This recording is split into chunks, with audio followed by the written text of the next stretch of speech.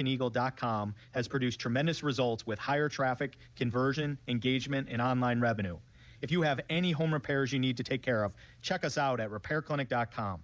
If you need a world-class website or technology project, then I would highly recommend AmericanEagle.com. Call AmericanEagle.com at 773-NETWORK. That's AmericanEagle.com, 773-NETWORK. Well, good morning, kiddo.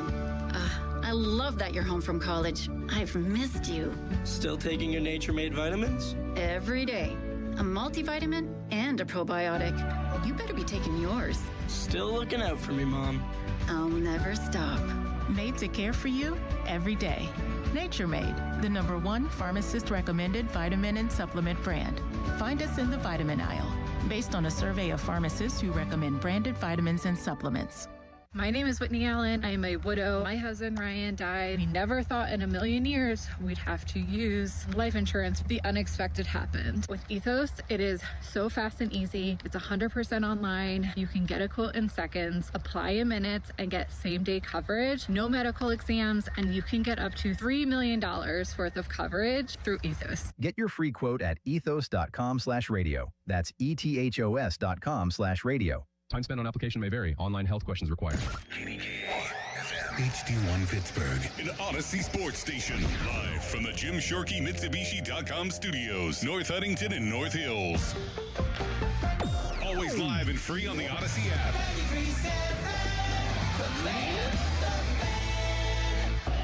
Now, fan headlines powered by Bowser Chevrolet. This is Sean Myers bringing you fan headlines. The Penguins won a high-scoring affair on Saturday at home against the New York Rangers, 6-5 in favor of the Pens. Anthony Mantha, Noah Chari each had a couple of goals. Penguins back in action at home on Monday as they welcome the Ottawa Senators. Puck drop is at 7. Pitt men's basketball suffered another setback on Saturday. The Panthers now 2-7 in the ACC after their 63-52 loss against number 22 Clemson. Roman Cialuppa, DeMarco Minor each had a dozen points in the loss for the Panthers.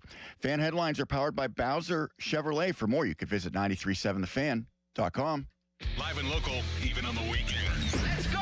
Sports Radio 93.7 The Fan, Pittsburgh's hometown sports station.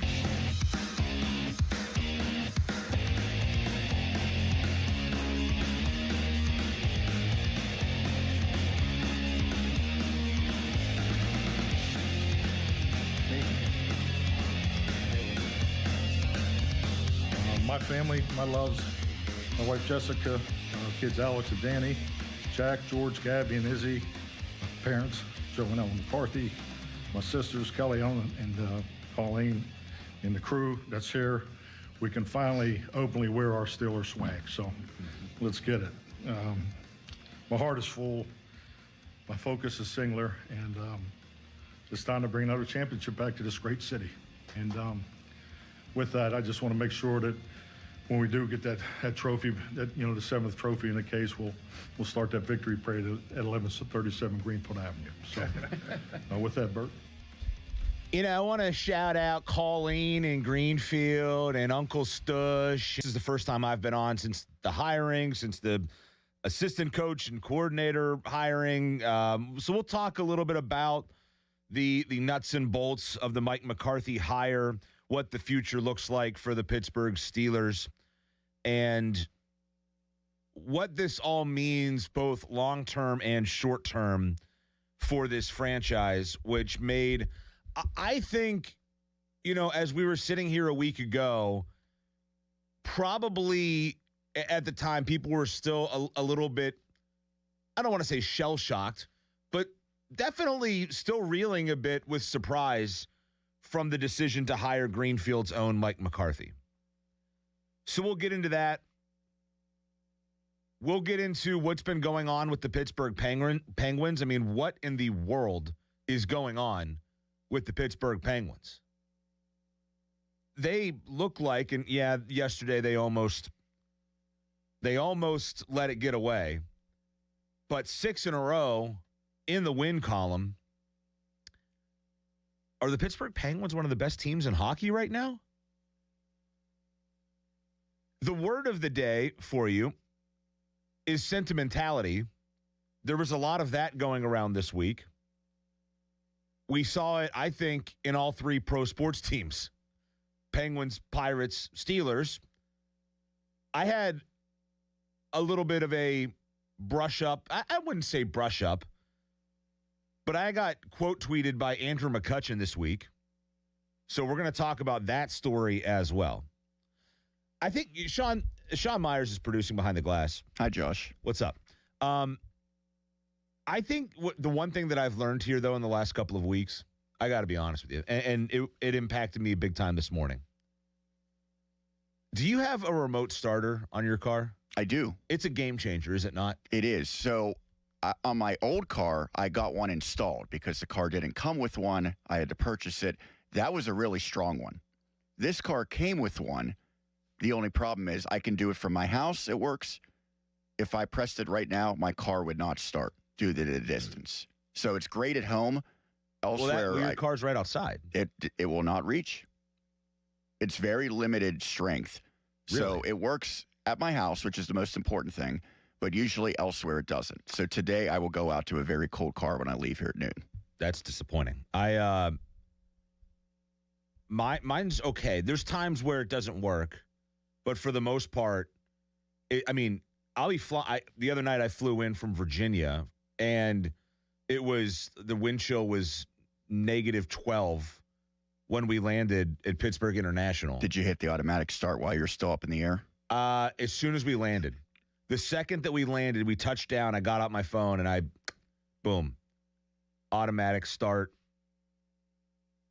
I wanted that baby to be as warm as possible because I knew I was going to be standing on a tarmac for a little while, waiting for my bag to get off the plane. I was going to be freezing. Big time week here for the remote starter. I wonder, though, speaking of cars, I'm driving out here this morning, and you probably saw it as well, but driving out the Parkway West, it's like, in a sense, it's almost like zombie land. There's like cars abandoned all over the place. Yeah, so we're a week removed. I was here last Sunday when the blizzard hit, and that was terrifying. I had to drive home in that, and I told you, that was one of the scarier drives I've ever made. Hazard pay for you? Well, I got a hotel room comped the night before, so. Oh, that's nice. I only had to struggle one way. Room service or? I don't know about that. Okay. Well. The parking Kevin fee. McAllister. No, the parking fee actually got assessed to my credit card, by the way. Nonetheless. There was a parking fee at a hotel? Yes. Around here? Yes. Where at? I can't say that, Josh. Oh, okay. All right. We're not going to throw the hotel chain under the bus. Yes. So ultimately, you expect that maybe last Sunday, last Monday. I haven't gotten mail since then. Are you getting mail right now? Yeah. I have not got mail. It seems like most roads, whatever they plowed as of last Monday, haven't changed since. Nothing is melted. The roads are still very narrow. And yet, to your point, there's cars everywhere. It's a very weird sight over the past week. We have not really recovered from the amount of snow and the frigid temperatures. I mean, my 9 to 5 job, first 2 days of the week, I couldn't even get there. I mean, there was nowhere to park because people were just boxed in. Have you seen a 1 or 2 foot high snow piles at a high school, for instance? Oh, I've been at Norwin High School, and the parking lot, they have it might legitimately be 10 feet high snow piles where it's just oh my goodness. So my issue, my wife and I, our house, we kind of sit on a bend. You've been to my house. We kind of sit on a bend. House. Yeah, thank you. We kind of sit on a bend in the road, and it's as you come down a hill. So there's not a big hill, but a slight grade coming down. So for us, whenever the plow comes down, and we maybe made a bit of a mistake here, we didn't park in the driveway thinking, well, we don't want to have to worry about shoveling. Maybe the driveway gets iced over. We don't want to worry about having to shovel the whole driveway. So we parked up on the street, and then the plow comes by, and shout out our neighborhood. They actually did a really good job getting the roads done and everything. But the plows push the snow into our cars and just completely box us in. Yes. So I'm out there, just hammering away on snow for 4 hours, trying to get both of our cars out. That's the issue with my mailbox is that the snowbank, it's like a 3-foot buffer. You can't get to it. And I know I'm not the only house. I don't think my neighbors have been getting mail. So, yeah, like I said, that's been there for a week now. And a lot of the roads that are typically 2 lanes are basically whittled down to 1, where if a car's coming the other direction, someone's got to stop and kind of let that person go past because there's just not enough room on either side. Yeah, I've seen a lot of that this week with, two lane roads being. I was driving through Oakland yesterday, Shady Side, that area, and there's a lot of places where there should be 2 lanes, but there's not. There's still 1 lane, and we're a week into this thing, and I know originally they were saying that today we might get another big snowstorm. That's not going to happen now, but they were talking about that, and I'm thinking like, man, imagine if we got another round like we got last week. Now, I don't know what we'd shut down for a week. I mean, they're still not recovered. I'm driving out today. First of all, They're plowing the HOV lanes. They're removing all the snow out of the HOV lanes. Meanwhile, there's still people that can't get their cars out. So the snow's just been there for a week straight in those lanes? So I think they plowed all of the Parkway snow and pushed into it in the there. HOV lanes. Yeah, we need like a 50-degree day, although that would cause a ton of flooding, I'm sure. Yes. Maybe like a 45-degree day with some sun, so it kind of slowly makes its way out of here, because this is it's been weird for sure. 45-degree days would be 40 degrees warmer than what it's typically been. See, I mean, you were here during Snowmageddon. You know Joe Starky walked here? I did. I heard that. That was one of the wilder things. How far does he live from here? I'm pretty sure he said, he's like, it was only a mile and a half, which even on a nice day, a mile and a half is not that short of a walk. There's some hills in here as well. But then I'm thinking, like, when he came in, there was probably already at least 6 inches of snow, maybe more. That is exhausting to walk through that much snow. Yeah, don't we have the option for hosts to just host at home? Yes.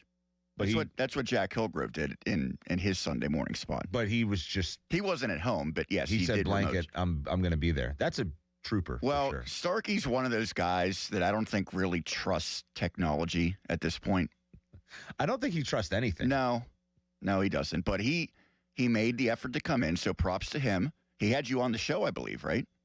He did. Yeah, we talked about Andrew McCutchen blasting me or the Pirates, or I'm not sure, on Twitter. Apparently, someone was offering to drive Joe home, and he declined and decided, I think, at least, just to walk. I know exactly why that is. It's because whoever offered him that, he does not trust with his life. Well, I don't blame him. He would rather walk.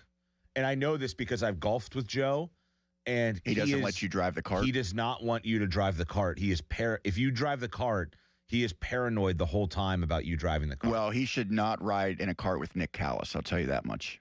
Really? Got reprimanded on a golf course when I was there with him one time. I think, look, I work in the golf industry, and golf is for everybody, but maybe not Callis. Maybe that's where we limit the grow the game mantra. Yeah. Maybe it just stops at Callis. Sweatpants and yeah. He was aiming a tee shot directly into the woods at one point, and we had to tell him, like, that's a little bit overcompensating for his slice. Got a slice, huh? Yeah, it was a rough look. Pace of play also came into the equation. We got yelled at for that. Yeah, would it take you guys 6 hours to play 9 holes? Yeah, I believe it was like most of the holes were 200 yards. That's a rough look. But hey, we'll take all comers in the game of golf. As long as they have money. Maybe except for Callis. Yeah. I mentioned earlier the word of the day today, children, is sentimentality. S-E, well, we don't need to spell it. That's Sticky Bandits. S-T-I.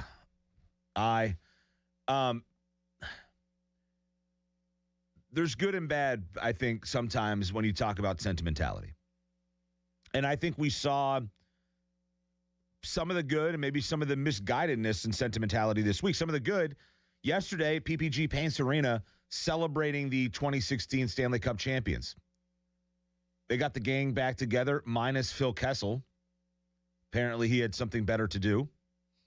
I'm thinking Phil probably just didn't want to come. I think that's probably the more likely scenario there. But he had a scheduling conflict, they said. Which, whatever, it's fine. But a lot of the former guys got back together from 2016. Of course, Sidney Crosby, Evgeny Malkin, Chris Letang, Brian Russ, still around from that group. And that was a great moment, a nice scene. Mike Sullivan was here. He joined the team off of the Rangers bench. Connor Sherry, we still don't know how to pronounce the guy's name. He was really good when he was Connor Sherry. And then when he became Connor Sherry, he ended up being not so good. But Connor Sherry was here from the Rangers. He's out right now, but he was a part of the festivities. We saw the good of sentimentality. We saw the nostalgia of sentimentality. We'll talk more about that and the Penguins a little bit later. But I also feel like in the same vein, we saw maybe the drawback of being sentimental this week. We saw Andrew McCutchen kind of lash out because he is not being respected, I think, or uplifted, or I would go as far to say placated as some other franchise greats of late. And we'll get into that a little bit later. But sentimentality did not hit home, no pun intended, quite as much as it did in the early part of the week with Mike McCarthy being announced as the head coach of the Pittsburgh Steelers. Mike McCarthy, who will be, when he coaches his first game, the oldest head coach to ever coach the Pittsburgh Steelers. I want you to keep that in mind. You had Mike Tomlin here for nearly 2 decades. You had Bill Cowher here for 15 years. You had Chuck Noll here for 2 decades. None of those men at any point in their career with the Pittsburgh Steelers were as old as Mike McCarthy is right now. Chuck Noll was done at 59. Cowher was still relatively young. He's still 68 right now. He's just 6 years older than Mike McCarthy is right now. And Mike Tomlin, 53.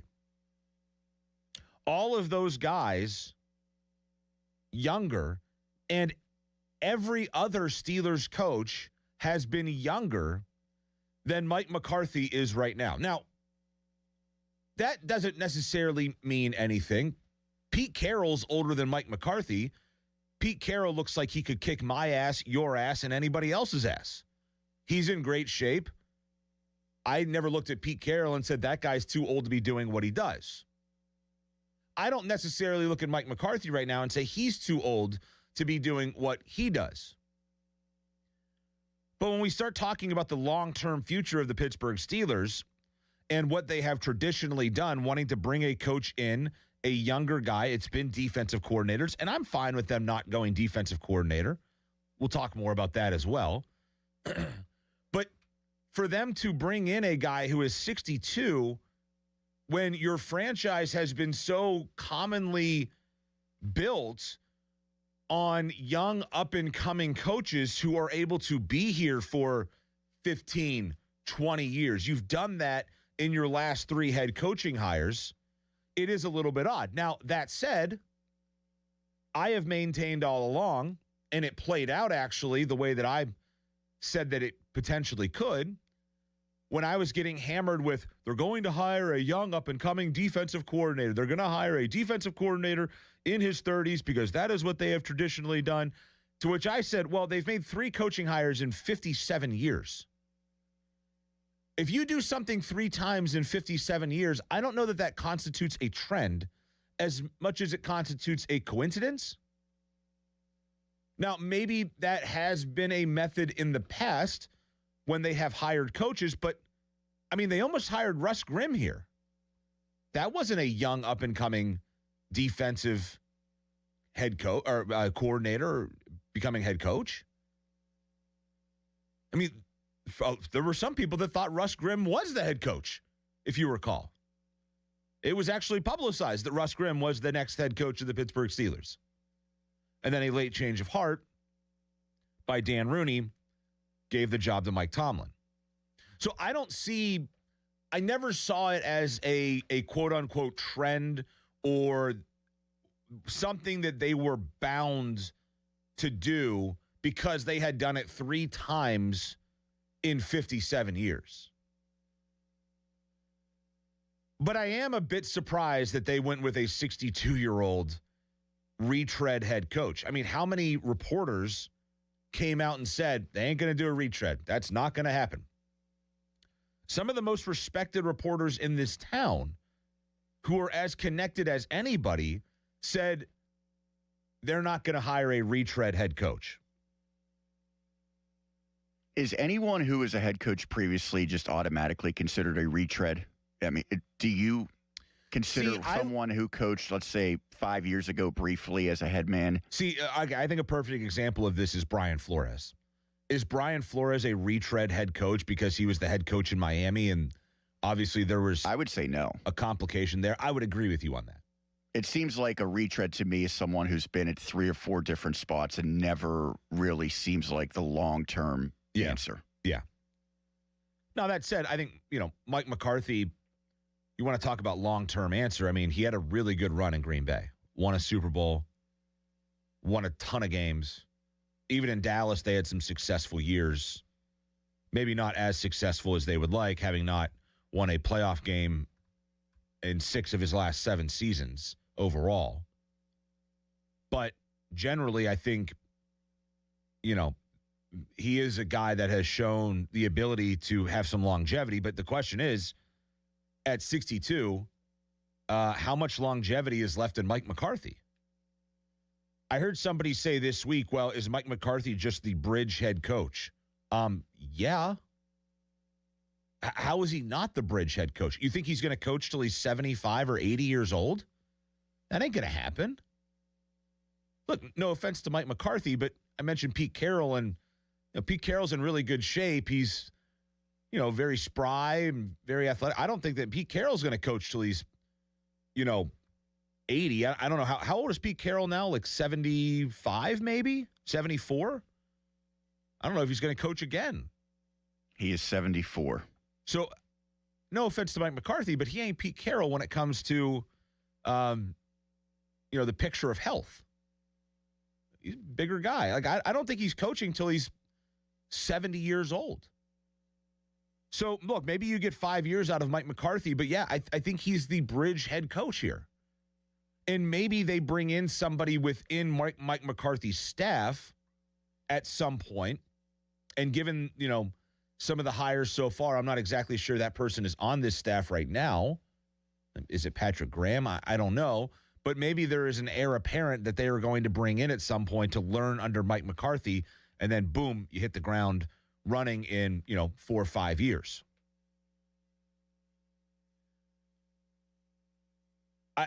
I'll say this, and this might come off wrong, the way that it comes out of my mouth.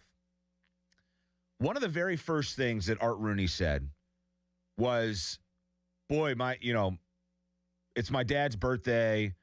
Boy, would he be proud that we're hiring a guy from Greenfield. And then he very quickly made a point to say, but that's not why we hired him, essentially. I don't know that I fully believe that.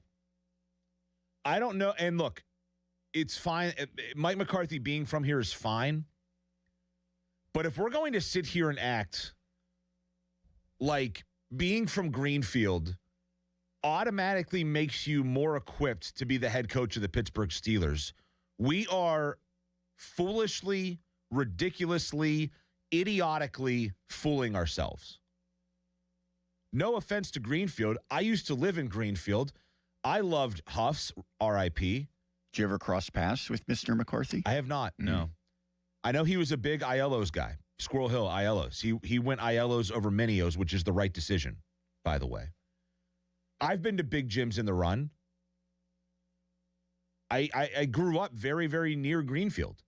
I respect that area. I respect the people from there. I think it's a very cool story. I think it's awesome that a guy from here gets to live out his dream and be the head coach of the franchise that he idolized growing up. It doesn't mean that he is going to be a better head coach for it. It doesn't. And I'm sitting there this week consistently shaking my head when people are like, well, he's from here. He gets who the Steelers are. What the hell does that matter? What the Steelers have been in the last 9 years is a franchise incapable of being who they actually say that they are. Now, maybe Mike McCarthy comes in and has a realization that they need to do things to get back to that point of winning championships and contending for championships, and I hope that that's the case. But being from Pittsburgh is nothing but a nice anecdote in all of this. It doesn't mean that you work harder than another NFL coach just because you're from Greenfield. There is not a direct correlation from eating Isley's chip-chopped ham as a child to winning football games in the NFL. There's just not. And look, I'm from here. I grew up here. I'm as Pittsburgh as it comes. But I'm not going to sit here and say that I'm a better radio host because I'm from Pittsburgh. Pony ain't from Pittsburgh. Pony's a hell of a radio host. Starky ain't from Pittsburgh. Starky's a hell of a radio host. There's guys all over. Mike McCarthy is from Pittsburgh. Sean McVay is not from L.A., I don't think. That doesn't mean that he wasn't qualified to be the head coach of the Rams. He's a really good coach. Mike McDonald, who's in the Super Bowl right now with Seattle, he wasn't sipping on Starbucks as a young pup. I don't think. I haven't even looked up. I don't even know where Mike McDonald is from, but I don't think he's from Seattle. He's from Boston. I mean, it doesn't mean anything with where you're from. Mike Vrabel's from Akron. That doesn't make him more suited to coach the Patriots. What are we doing here? I feel like people got lost in the sentimentality of it all. That they saw the guy tear up. He got choked up. It was a nice moment. It got me too. I'm like, this is really cool. This guy's living out his wildest childhood fantasy of getting to coach the Pittsburgh Steelers. It's something that all of us had as a kid when we're in the driveway and we're playing baseball or basketball or football or whatever. We're thinking one day I'm going to be this for the Pittsburgh Steelers, or I'm going to be a hockey player for the Penguins, or I'm going to be a baseball player maybe for the Yankees or maybe for the Pirates, depending on back in my day, Pirates were a good team to be envisioning part of. I was right out there with Bonds and Bonilla and Van Slyke. Yeah. I'll ask you this. For all the people that say, oh, well, Mike McCarthy is from this area, he's going to get it. Did you have the same thought about Terrell Austin as the defensive coordinator? Because Terrell Austin's from Sharon, Pennsylvania. Terrell Austin is a Yinzer. He's a Western PA guy. Did Terrell Austin get this same type of treatment? Well, he knows the Steeler way. He knows what they do. No, he didn't. And Terrell Austin was not a good defensive coordinator at all. And he shouldn't have been hired in the first place. Because if you looked at Terrell Austin and the lack of success that he had in his previous stops, you would understand that. And I look at Mike McCarthy not in the same vein because he has had success in the past, but the Steelers just had a guy walk away who lost out on winning in the playoffs in 9 consecutive years, and they replaced him with a guy who has not won in the playoffs in 6 of the last 7 years. Wasn't there some of the same sentiment with Kenny Pickett because he played, obviously not from Pittsburgh, but Canada. He shared the same training facility with the Steelers, so they knew what he would bring, and he knew what to expect from them, all that. Yes, and look, I like Kenny. I still like Kenny. He was a great player at Pitt. Didn't work out here. He just wasn't ready to be an NFL starting quarterback, and he's still not. The Steelers made a mistake there, and they got lost in the sentimentality of it all, of we're going to get the Pitt quarterback, and this was largely Kevin Colbert's doing. Kevin Colbert, by the way, Western Pennsylvania guy, who had a very good run here, but I would say at the end, did Kevin Colbert being from Western Pennsylvania help the Pittsburgh Steelers? Probably not, because it probably made him short-sighted when it came to drafting Kenny Pickett, and maybe in supporting the numerous hires that the front office has made that have involved Western Pennsylvania ties, University of Pittsburgh ties. Not that there's anything wrong with that if you find the right guy, but it's not a prerequisite. It's not a qualifier necessarily for being a good coach with the Pittsburgh Steelers. It doesn't mean that you're not able to be successful somewhere else, but it doesn't mean really anything here, I don't think. And the familial ties as well. The team ties. Let's bring this guy back because he played here and he gets how we do things. Let's bring this guy in because he's from here and he gets how we do things. Let's bring this guy in because we saw him across the hallway at the Pitt facility. Let's bring him in because he knows how we do things. All of that is, on its own, okay, but when it doesn't work out, I think you have to ask yourself, hey, are we making decisions here based on something other than this guy is the best candidate for the job? Are we making a decision because we think that our way is more important than what it actually takes to win in the NFL nowadays? That's my point with Mike McCarthy. That's my fear, my trepidation, my initial reaction to when they announced the hiring of Mike McCarthy. It was my initial reaction when Art Rooney sat on that stage, Art Rooney II sat on that stage, and he said, boy, would my dad be happy that we're hiring a guy from Greenfield. And then he quickly said, well, not that that matters. Well, no, I think it does. Because if Mike McCarthy was from, say, I don't know, Kansas, would we be having this same conversation right now about him being the head coach of the Pittsburgh Steelers? I think that is a fair question to ask yourself right now. If Mike McCarthy was not from Pittsburgh, would he be the head coach of the Pittsburgh Steelers right now? My answer to that is absolutely not. If Mike McCarthy was from Florida or California or Wisconsin or Alaska or Romania, he would not be the head coach of the Pittsburgh Steelers today. I have no doubt in my mind about that. But I think Omar, who has a relationship with McCarthy from their time in New Orleans, I think they got wooed by the story. I think they were smitten by the guy that we saw in that press conference get choked up talking about parade route starting on Greenfield Ave, bringing another trophy back to his hometown, Big Jim's in the run and Aiello's Pizza and Aunt Carol and all that. I think they got caught up in that. I also think that they got caught up, particularly, I would say, Art, in the notion that this team is close to winning and that this guy will be able to just, I don't even think for Art, in his mind, I don't think Art Rooney II's mind when he went through the hiring process was, we need a guy to get us over the hump. I think it was, we need a guy to keep this thing going. That Mike Tomlin did a good job and that we need a guy that can keep this thing going. I don't think it ever crossed Art's mind that they were unbelievably short in accomplishing what they say they want to accomplish here. I don't think Art Rooney ever sat down and said, we have not been good enough. We need to find somebody to take this team over the hump, over the top, to get us that playoff win, to get a couple of playoff wins. I don't think that registered here. And really, I think that bared out when we heard Art Rooney speak with the media after Mike Tomlin stepped down, where he said, hey, we were ready to run it back with Mike. We wanted another year with Mike Tomlin. We thought Mike Tomlin was going to be our guy going forward. And boy, are we blindsided by all this. First of all, I'm not sure I totally believe that they were blindsided by Mike Tomlin stepping down. There was way too much smoke out there about them investigating Chris Shula and him being a potential candidate and them looking at this and looking at that. And you hear reports coming out from different reporters that say, well, you know, Mike might step away for TV. You're telling me that Art was then blindsided by? No, I don't think that.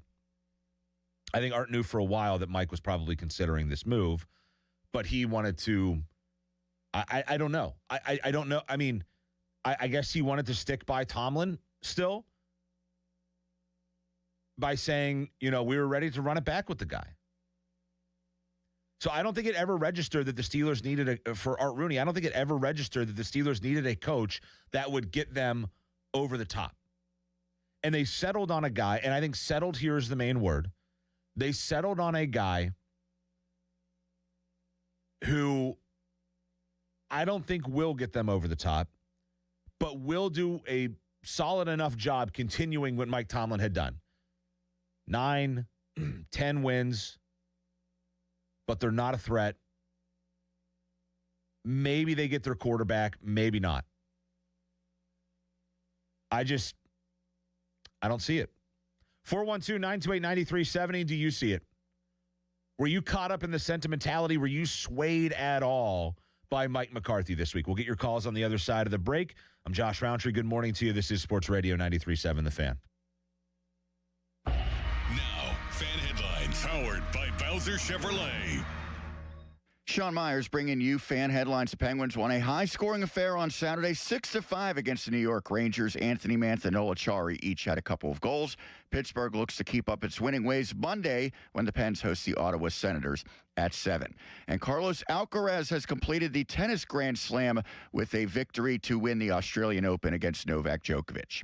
Headlines powered by Bowser Chevrolet. For more headlines, check out 937thefan.com. The biggest reason Metropolitan Window Company has been in business since 1978 is our huge list of satisfied customers. John, Maggie, and Justin Schmutzer here from Metropolitan Window Company, Pittsburgh's locally owned and family-operated window and door company for over 47 years. When you choose Metropolitan Window Company, you're getting expertise and attention to detail from a trusted business that puts your needs first. You're also getting our exclusive Infinity from Marvin 100% fiberglass windows that are built for life. The most important part of a window is the framing.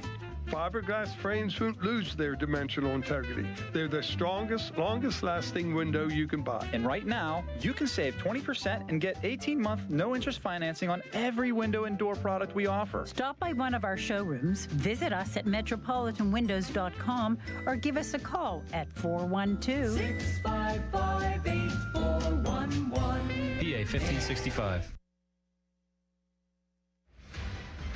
Hi, I'm Mike Ham with NFL Network Now on the Westwood One Radio Network. Some of the NFL's top prospects faced off in the Panini Senior Bowl Saturday with the American team beating the national squad 17-9. LSU quarterback Garrett Nussmeier was the Senior Bowl MVP. He went 5 of 8 passing, 57 yards, and had a touchdown run. Oklahoma running back Jaden Ott added 42 rushing yards on the ground and a touchdown for the American team. Elsewhere, new Bills head coach Joe Brady found his defensive coordinator. Buffalo has hired Broncos assistant and former Bills defensive back Jim Leonard. That coming on Saturday. And the Patriots got some great news ahead of Super Bowl 60. Defensive coordinator Terrell Williams now cancer-free, and he's going to be with the team this week in Santa Clara. Williams had been undergoing prostate cancer treatment since September, with linebackers coach Zach Cord taking over the defensive play calling duties. This has been NFL Network Now on the Westwood One Radio Network.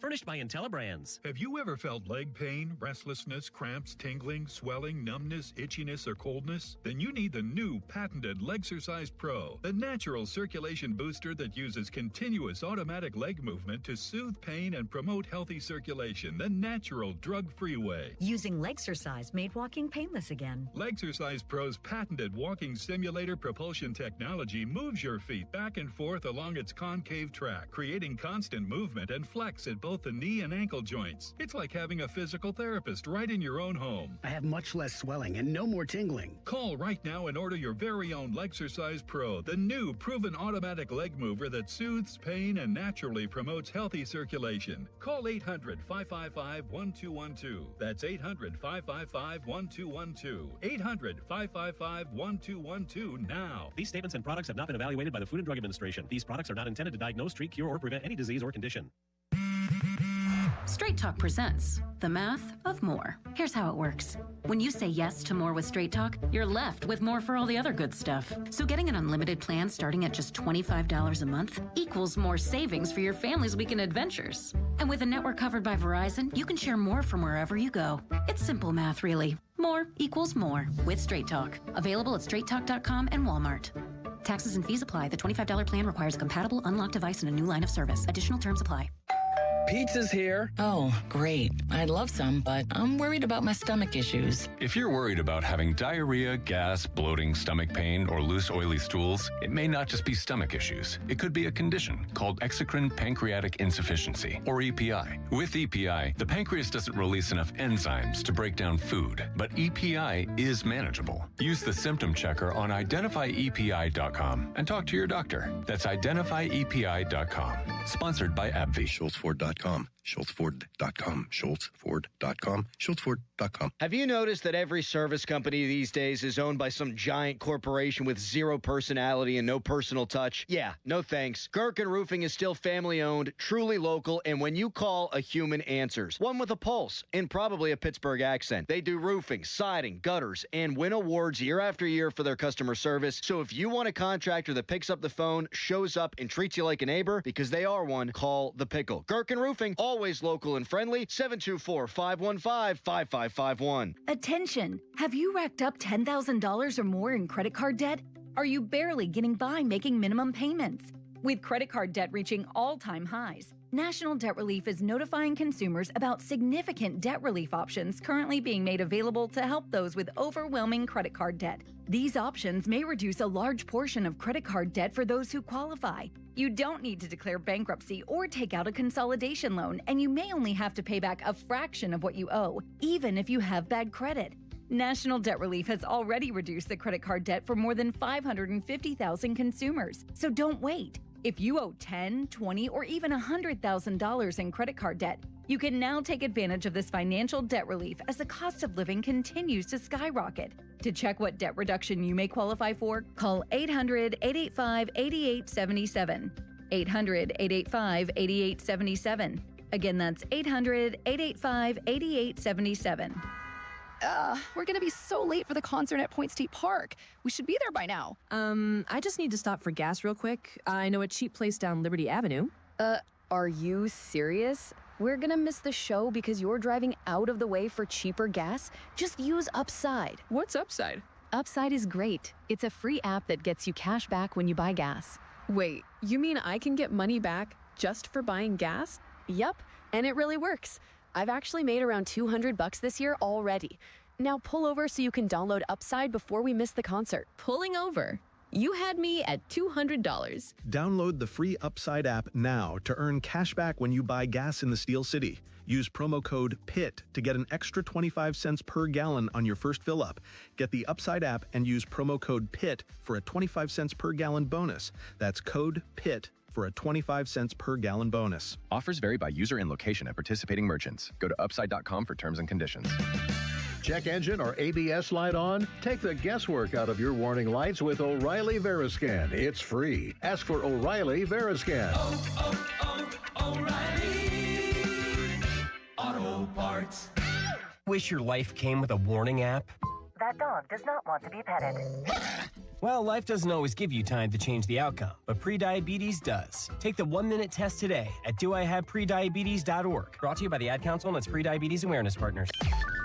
Text us on the Edgar Snyder and Associates text line at 412-928-9370. Edgar Snyder and Associates reminds you to text responsibly.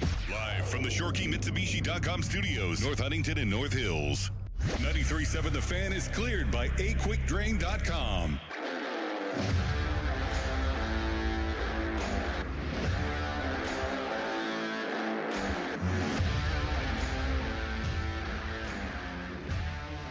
Fan Twitter brought to you by South Hills Kia in Peters Township. You can visit them at southhillskia.net.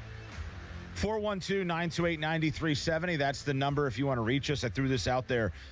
After you've had now a week to digest it, after you heard the Yinzer talk from Mike McCarthy, and you heard about a parade starting on Greenfield Ave, and you heard about Iron City Beer, and you heard about a guy that grew up here and that knows the Steeler way, whatever that is, I'm not sure. But after you heard all that, are you more on board? Are you more convinced with Mike McCarthy being the head coach? Let me know. 412-928-9370. We'll go first to Donald in South Carolina, who's up first on the Fan. Good morning, Donald.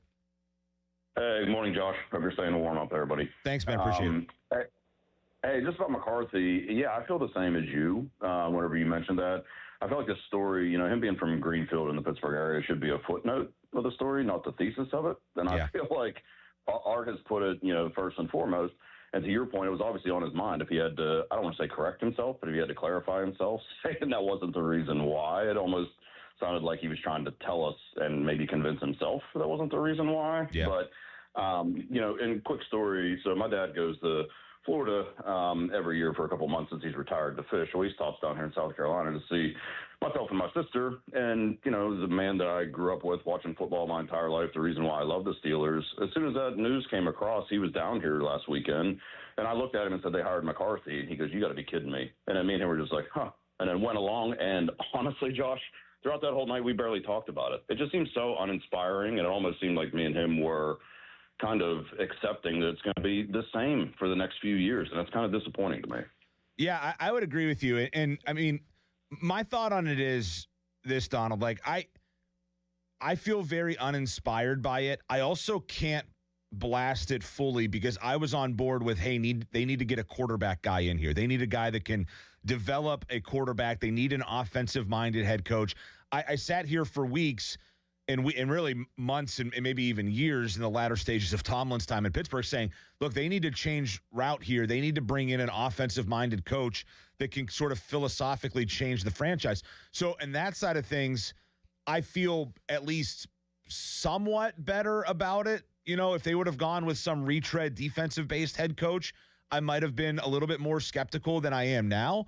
But I'm still not totally inspired because it does feel like, as you said, it's more of the same, right? Yeah, and I agree with you. I feel I don't want to crush this hire like a lot of people are and think this is absolutely terrible. I don't think it's a terrible hire. I just think in my mind too, and probably others fans' mind, when we heard about these super young guys coming from the Rams, I know Shule is a defensive guy, but Shieldhouse, coming over maybe on the offensive side, it felt like, hey, they're getting younger, they're trying something brand new, they're getting fresh. And then I think my mindset went into that. And then when they said they were hiring McCarthy, it just felt like, oh, man. Like, I don't want to use the word retread because he's a good coach. You know what I mean? But it just it felt like I already know what he is. I was excited to learn, possibly a brand new head coach, younger, and see what they could do. Yeah, I agree with that, Donald. Thanks for the call, man. Appreciate it. 412-928-9370 if you want to hop in. Again, I can't sit here and say that I'm totally angry or upset or disappointed or whatever in the hire.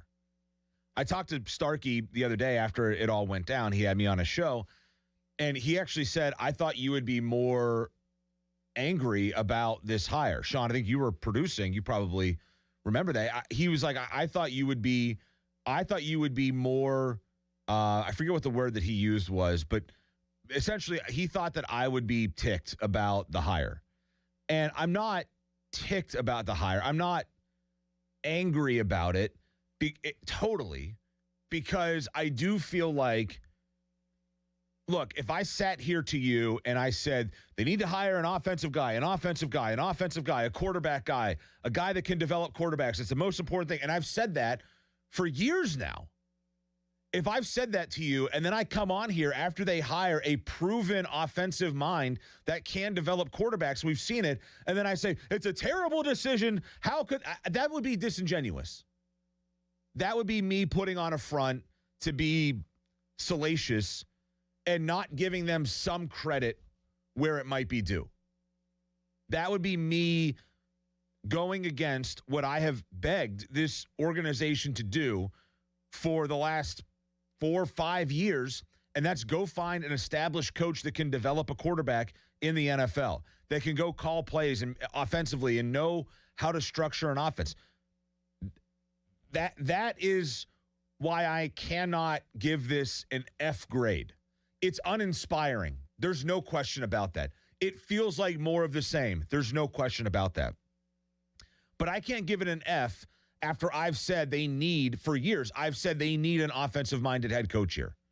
They need a philosophical change. Maybe, I don't know if this is a full philosophical change, but it's definitely feeling like a switch to a more offensive-based style of football, which is what I think you need to have for the most part to win in the NFL nowadays. Look, we got Seattle and New England playing in the Super Bowl, all right? both of those teams have really good defenses. Both of those guys have tough, nasty defenses. They have a gritty mentality about them, right? But they also have two quarterbacks that are playing at a very, very high level. One of them, certainly an MVP candidate, and the other, I think, is going to win the Super Bowl in Sam Darnold. Drake May and Sam Darnold, they are not the guys that you would think of. They are not Patrick Mahomes or Josh Allen or go down the list of the top, Joe Burrow, the top quarterbacks in the NFL, but they have gotten their teams there with really successful offense. Because even though they have a couple of, head coaches who are guys that I think really thrive on the tough, physical, nasty style of football and the defensive side of the game, with Vrabel being a defensive coordinator previously, and then obviously McDonald being a defensive coordinator previously, they have been able to be innovative enough offensively to win. So again, I can't sit here and say this is a horrendous hire. Uninspiring, yes. Maybe a bit complacent, yes. More of the same, kinda. Will the end result be different? I don't think so. It might just be a different path that gets them there.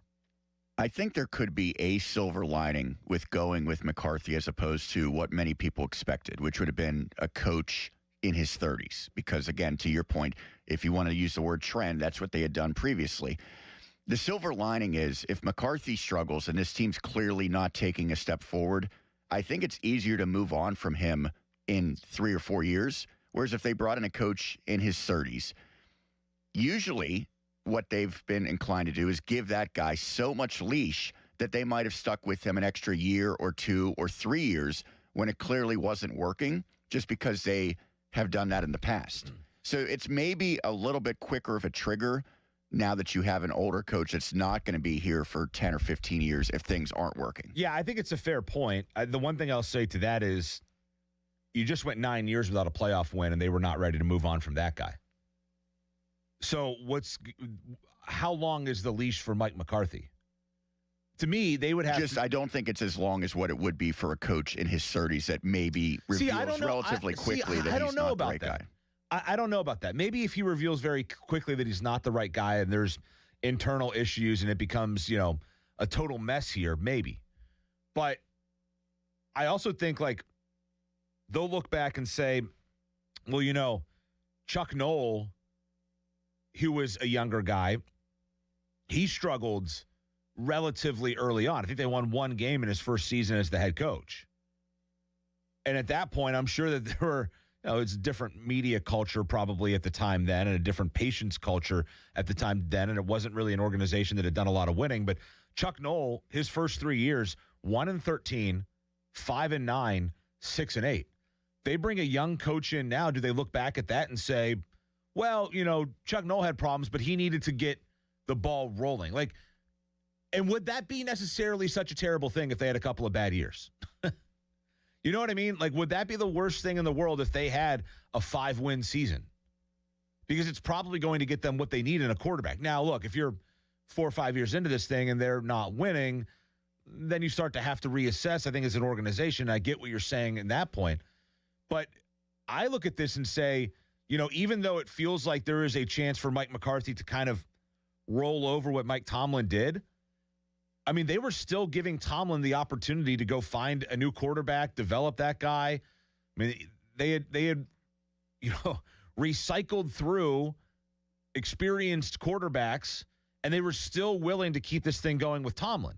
So with McCarthy, a guy who is, and this is where maybe the sentimentality works against them as well, a guy who is from here, which might make them less inclined to part ways with him because of that, the same reason that they hired him, because of the familial sort of local ties that they feel with the guy. Those might be the same reasons why they also don't pull the trigger in firing him when it might become time for that to happen early on, if that is the case. Where, yes, I agree with you in that, look, if he's 62 and by the time he's 65, if you feel like you're not making inroads towards winning a championship, yeah, it might be time to move on and go in a different route. But at the same time, I'm thinking, well, they clearly are smitten with this guy. Are they going to let that get in the way of doing what is right again? I mean, it happened with Tomlin. It happened with Matt Canada here, for crying out loud. It happened with their selection of a quarterback. Time after time after time after time, this organization has fallen back on the familial, the familiar, and the familial. They've fallen back on the local ties. They've fallen, I mean, you look at their front office, and I don't think Andy Weidel's done a bad job, but, he's a guy who went to North Catholic, and, they always fall back on the local guy. Terrell Austin went to Sharon. Well, Terrell Austin didn't really have success as a defensive coordinator, but he went to Sharon, and Mike Tomlin knows him, and we're going to bring him in as defensive coordinator. It hasn't worked. Matt Canada was across the hallway. We were able to see what he was able to do with James Conner and company at the University of Pittsburgh. Well, that means that he must be a good NFL offensive coordinator because he was good at Pitt. Even though he went to LSU and wasn't good there, went to Maryland, wasn't good there. Then he gets brought in after having no NFL coaching experience by Mike Tomlin, mind you, and signed off by Art Rooney and company. And he's brought in, and that's a massive failure. And it took them way too long to admit it. So they weren't willing to admit it with a guy in Matt Canada who was so incredibly terrible at his job. They weren't willing to admit early enough that that wasn't the right guy. I don't believe that they're going to be willing, if it doesn't work out with Mike McCarthy, I don't feel like they're going to be willing to admit that either early on. They will say, well, we got to give him his opportunity. We got to give him his chance to build. We got to let this thing cycle around here. Let him get a couple of cracks maybe at finding his franchise quarterback. This isn't a perfect system with finding those guys. They will fall back on excuses the same way that they fell back on excuses with Mike Tomlin.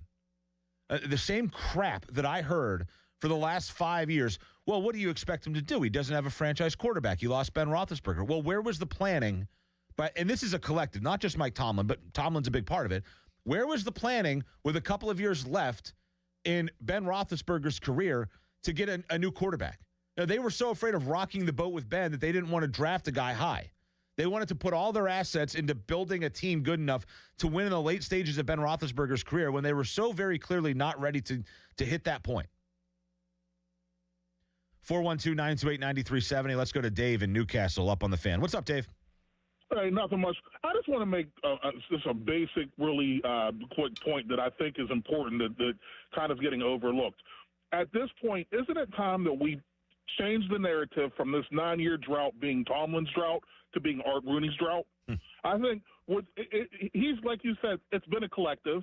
Like you just mentioned, all the decisions that we've seen to this point that have led to this far in the draft. Now we have this uninspiring hire. And then, so like you said, so now what if it doesn't work out? And now we're 3-4 years. Then what? We're 10, 11 years without a playoff win?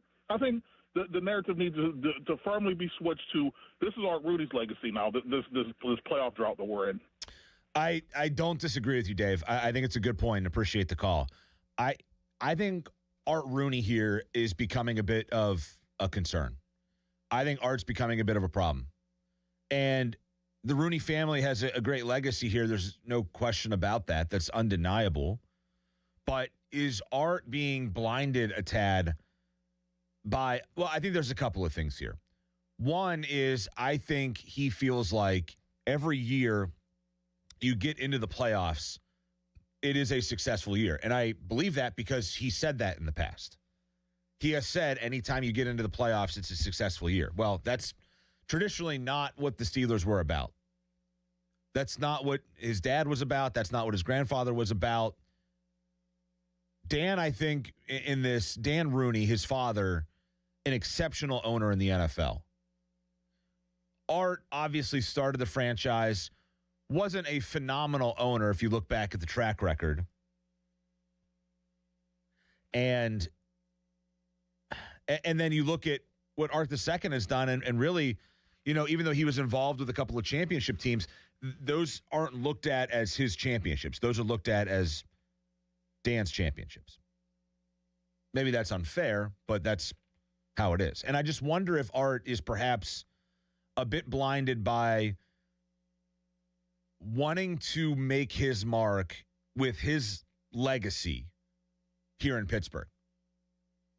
Art got his grandfather got his titles. His dad got his titles.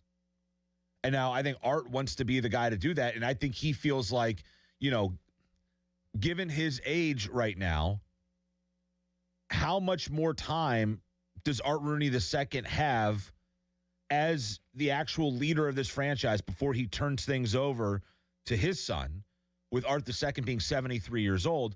How much time does he have to oversee a championship-winning team? That sounds more like an Aaron Rodgers needs to come back for one more year mentality, doesn't it? Sure does. And I want to get into that on the other side of the break. How much of this decision, how much of this coaching hire, how much of the coaching hires involved here are based, maybe not solely, maybe not totally, but in significant part with the mindset of, if we bring this guy in, we will get Aaron Rodgers to come back. Because I would happen to think that if you bring, well, we'll get into this on the other side, but I would think that if you bring in Mike McCarthy, you got a better chance of bringing Aaron Rodgers back than if you had brought in Chris Shula or Nate Scheelhaas, a guy who's younger than Aaron Rodgers. But we'll talk about that on the other side of the break, and I'm curious to get your thoughts on this as well. 412-928-9370. After hearing Mike McCarthy speak this week, after seeing some of the hires, we'll get into that as well, some of the hires that he has made, after hearing that Aaron Rodgers might be coming back, in large part because of McCarthy, are you on board? Has your opinion been swayed? There were a lot of people who voted down the Mike McCarthy hire before the press conference and afterwards voted up the Mike McCarthy hire. They were swayed by a press conference, which is funny because Art Rooney came out and said at Steelers.com, we're not looking to win a press conference, but I think that's kind of what they did. Were you swayed by it? Do you back McCarthy in this? Do you back the Steelers in this decision? As I said before, it's an uninspiring hire to me. I can't totally crush it because they got the offensive guy. What are your thoughts? 412-928-9370 is the number. It is -12 in DuBois right now. What in the world? Oh, feels like temperature. We don't do fan weather. We're not doing fan weather. No, that's for the time being. If you're in DuBois right now, you step outside, it's going to feel like it's -12 out there. Well, it's 10. It feels like 10 degrees in Beaver, so that's pretty nice. That's a heat wave right now. Who is this? Jill Swed? TAE? You need to work Sunday mornings more often. You'll get familiarized with all these. I used to be in here in these offices a lot when I did news. Saturday, Sunday morning, baby. We were here at 5 a.m. just pounding out news stories. Now, my weekends, I generally get to sleep in a touch more, but I'm in today, and I'm happy to be here. 412-928-9370. Fan text line brought to you by Edgar Snyder and Associates, a personal injury law firm where they always say there's never a fee unless we get money for you. I'm Josh Roundtree. Good to be with you. I'll be here until 10 o'clock. This is Sports Radio 93.7 The Fan. Now, fan headlines powered by Bowser Chevrolet. Sean Myers bringing you fan headlines. Pitt men's basketball suffered an 11-point loss yesterday at number 22 Clemson, 63-52 in favor of the Tigers, who are now 8-1 in the ACC. The Panthers dropped to 2-7 in conference play. A couple of Panthers scored a dozen. DeMarco Minor, Roman Cialeppa. And the Penguins won a high-scoring affair 6-5 Saturday night against the New York Rangers. Anthony Mantha and Noel Acciari each had 2 goals. Pens host the Senators Monday at 7. Headlines powered by Bowser Chevrolet. For more headlines, you can visit 937thefan.com. HD1 Pittsburgh, an Odyssey sports station. Live from the Jim Shorkey Mitsubishi.com studios, North Huntington and North Hills. Always live and free on the Odyssey app.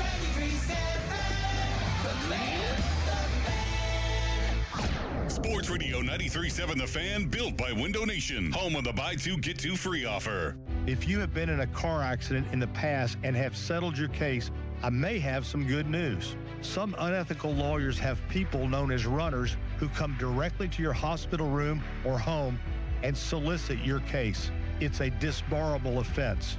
Anyone that would hire these scumbags needs to have their heads examined. I'm John Morgan of Morgan & Morgan. Now for the good news. If this happened to you, we will sue these lowlifes and fight to get all your fees back. And then look and see if these bottom feeders also malpracticed your case and sue them for that too. You have nothing to lose and everything to gain. Visit forthepeople.com for a free consultation or call Pound Law on your cell, pound 529. If someone does this to you, call the Bar Association and report them. Let's fight these bums. Morgan & Morgan, forthepeople.com. Injured? Dial Pound Law or visit forthepeople.com for an office near you. Here's Sports Radio 93.7 The Fan's Fan About Town. If you're over 60 and looking for a weight loss program built specifically for you, Awaken 180 is your solution with Awaken 180 Golden, a new 1 to 3 month program for fast weight loss tailored to those over 60. Online at awaken180weightloss.com.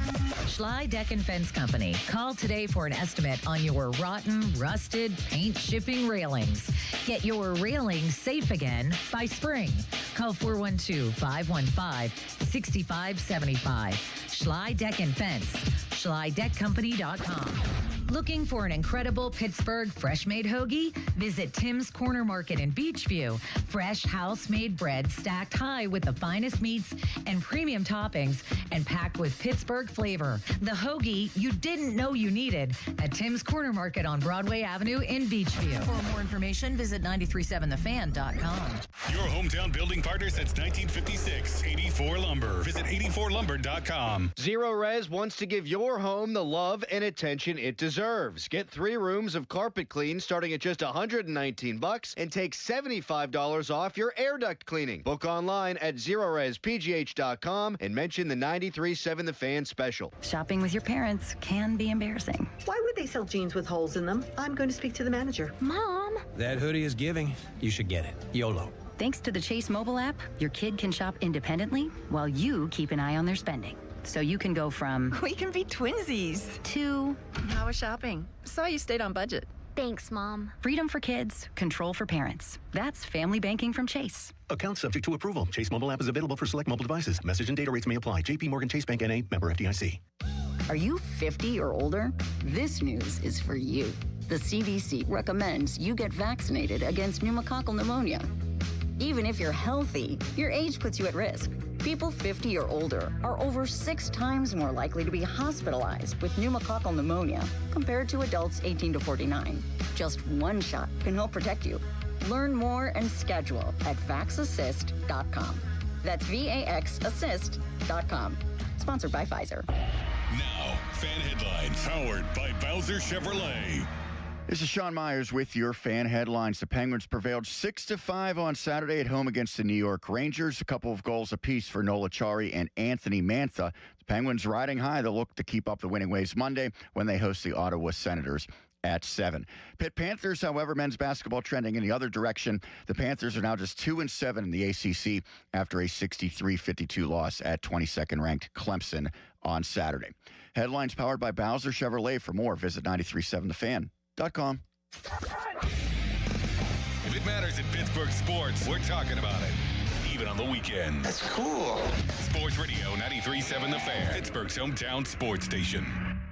I mean, look, Aaron came here to play for Mike, so I think it will most likely affect his decision. I'm not asking this from any other perspective except your own personal preference. In your best case scenario, do you want Aaron Rodgers back as your quarterback next year? That's nice the way he asked that, right? That was slick. But, I mean, definitely. I mean, I don't see why you wouldn't. But, you know, I think just like anything, you know, knowing Aaron long enough, going through seasons, you know, I think when players, to see Mel Blunt here, I mean, when guys are up at that stage of their career, they need to step away and decompress it. I think that's very important.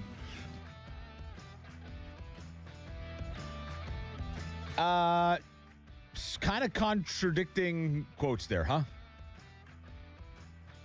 In one sense, you have Art Rooney saying that Aaron Rodgers came here to play for Mike Tomlin. In his defense, he did say Mike, and Aaron might get to keep playing for a Mike. But, man, it seemed like after Mike Tomlin stepped down, Art Rooney sat there and said, yeah, well, because of this, I'm guessing we're not only losing Mike Tomlin, but we're going to lose Aaron Rodgers as well. And then he looked around and said, well, how can we keep Aaron Rodgers here? Voila, let's bring the guy in who knows Aaron Rodgers best, and that is Mike McCarthy. I think before we get into the Aaron Rodgers of it all, one last thing on the McCarthy hire.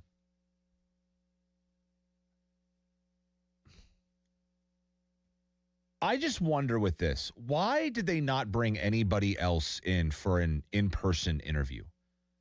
They couldn't get anybody else to come on campus with them? They brought in Anthony Weaver. They brought in Brian Flores. And I don't want to sit here and diminish the possibilities that those guys had a chance at the job. But the reality is every team is required to bring 2 minority candidates in to interview. And they're both staying as DCs at their previous employer as it currently stands? Right. Nobody else was seriously, it appears, all that interested in their services. So the only other person that was brought in besides Weaver and Flores, who I think you have to note in this, adhere the Steelers to the Rooney Rule, was Mike McCarthy. And the question then, because nobody else was brought in, and maybe this isn't fair because maybe those guys were viewed as real legitimate candidates. I hope that they were. I think both of those guys probably deserve to be in that conversation. But when you bring nobody else in, and then within 24 hours, it was like 20 hours after Anthony Weaver left their building, Mike McCarthy is announced as the new head coach of the Pittsburgh Steelers.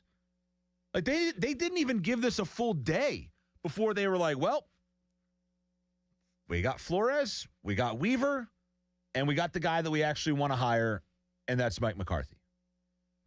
I don't know if that was in their thinking. I don't want to accuse them of that, but I think it's fair for the question to be asked of how serious were they about any other candidates in this process.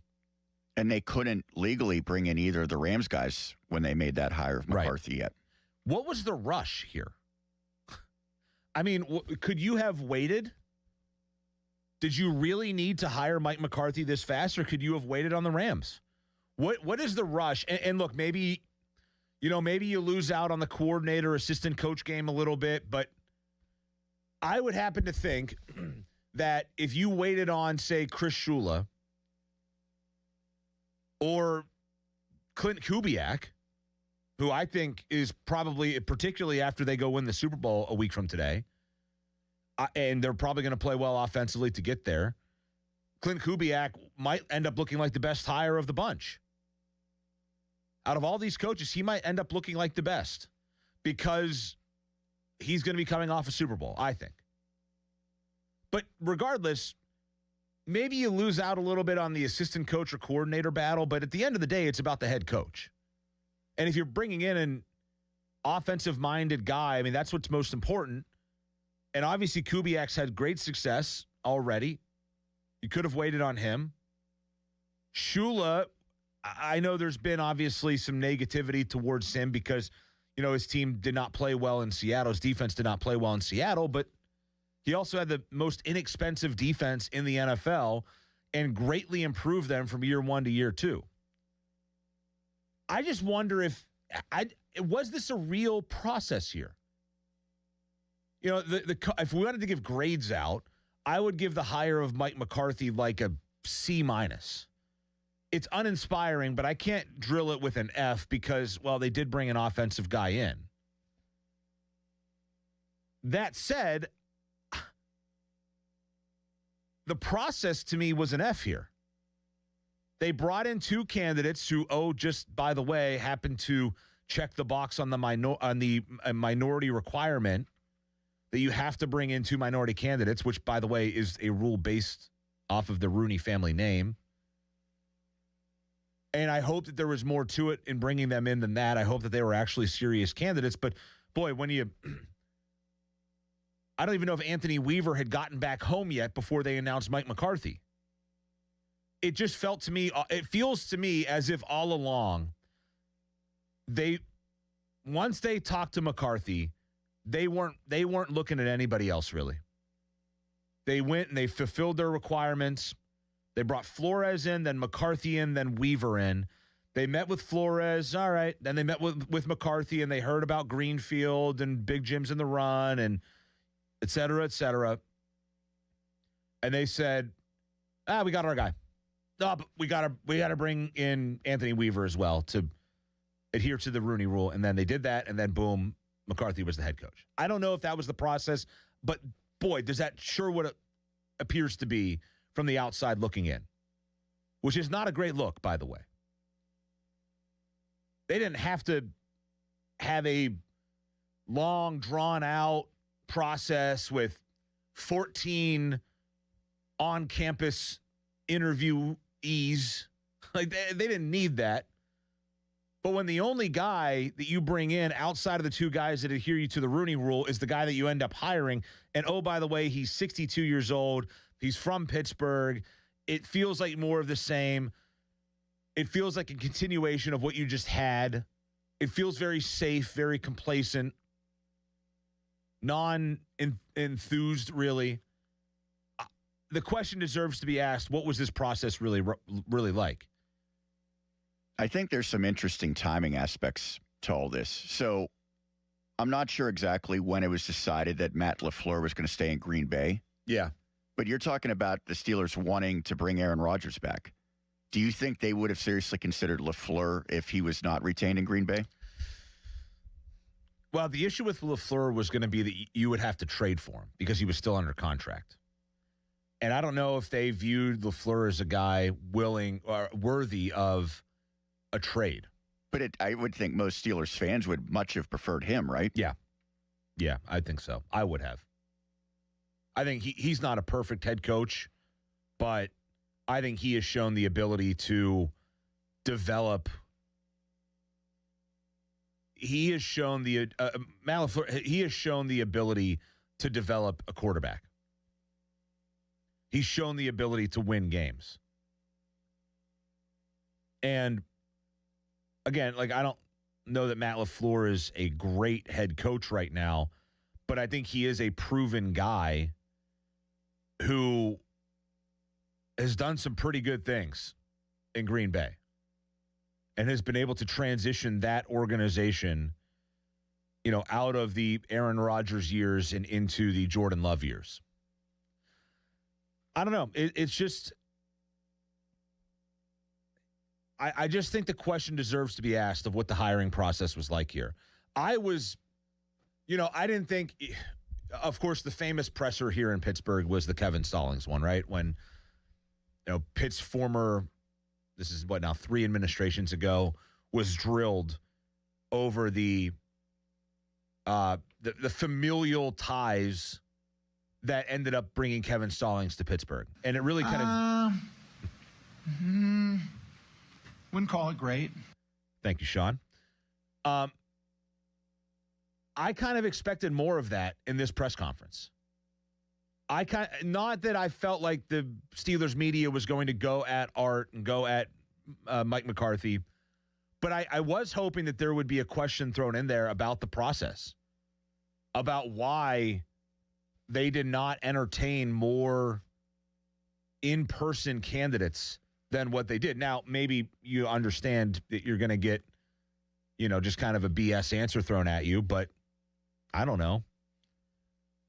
To me, it feels like they went into this and said, well, we got McCarthy. We like McCarthy. Let's bring in Weaver and let's just go with McCarthy because he's the local guy. He's the guy that we know. He's the guy that we trust. He knows Omar Khan. He knows the city. Not that means anything here in this situation. 412-928-9370 is the number. Let's go to Anthony in the car on the fan. What's up, Anthony? Hey, good morning. I had warmed up to the Mike McCarthy hire.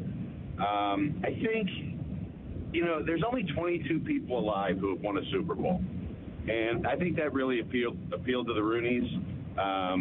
Some of those guys, Tom Flores, Dick Vermeil, George Seifert, I wasn't even aware we're still alive, but when I looked it up, they are. And he made it very clear that we're not in the business of tanking. So Chris Shula, Nate Scheelhaus, those guys haven't been hired. So clearly they didn't do very well in their interviews. Flores deserved an in-person interview.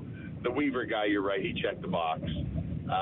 But this I like this hire. I mean, he's an offensive-minded guy, and I don't think they brought him. I don't think they brought him in just to keep Aaron Rodgers. I think that was just a byproduct of the deal. But he has won a Super Bowl, and the Steelers have made it very clear they don't want to tank. So they're going to try to find a quarterback, and hopefully they get one in the 15-20 range, and McCarthy can develop them. Yeah, we'll see. Thanks, Anthony. Appreciate the call. I don't think that they will draft a quarterback in the draft this year. I know there's been some talk about Ty Simpson. They liked him down in Alabama, in Mobile this week. I've heard that. I'm not buying into that fully. Again, I'm not killing the hire here. I'm not stepping out and saying, well, this was a sham. This guy sucks. Like that's not where I'm at with this. I'm not inspired by it.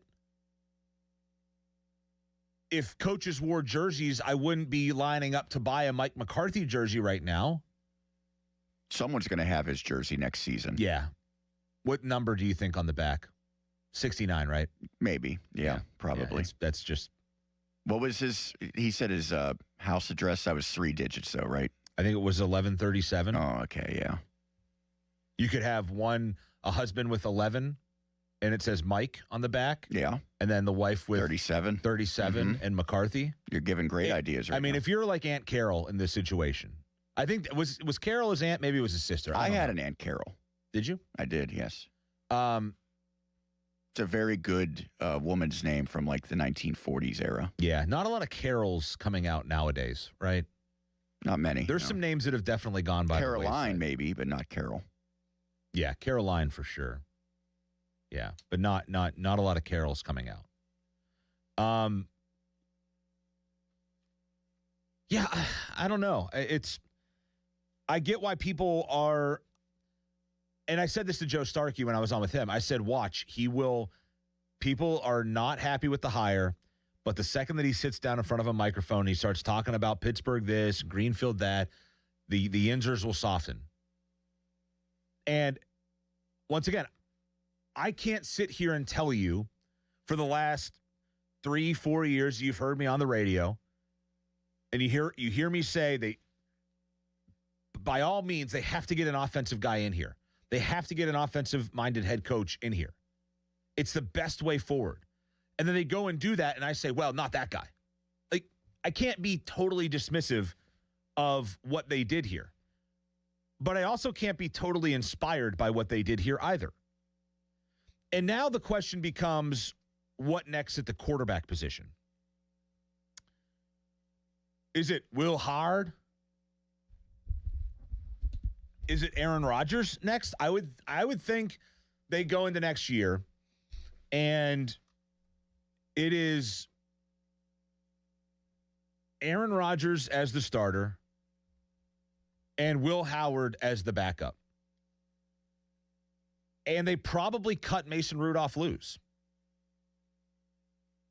That said, you don't really know what Will Howard is. I think one of the most idiotic talking points that we have had here in Pittsburgh, and a lot of this is no offense to the callers. I love the callers. But a lot of this is caller driven here, is that the Steelers have a franchise quarterback right there in their own building, and his name is Will Howard. I'm not killing people for being optimistic with this. I'm not getting on people for being hopeful with this. But what the hell do you know? Do any of us know, for that matter, about Will Howard? Okay, he was a good college quarterback. Yeah, so was Jamarcus Russell. So was Tim Tebow. They were great college quarterbacks. Well, there's still a lot of people that think Tim Tebow got wronged as an NFL quarterback. So, yeah, he got wronged because he had the throwing motion of a JV player. That's why he got wronged. Still found a way to somehow beat Mike Tomlin and the Steelers in the playoffs, though. Congratulations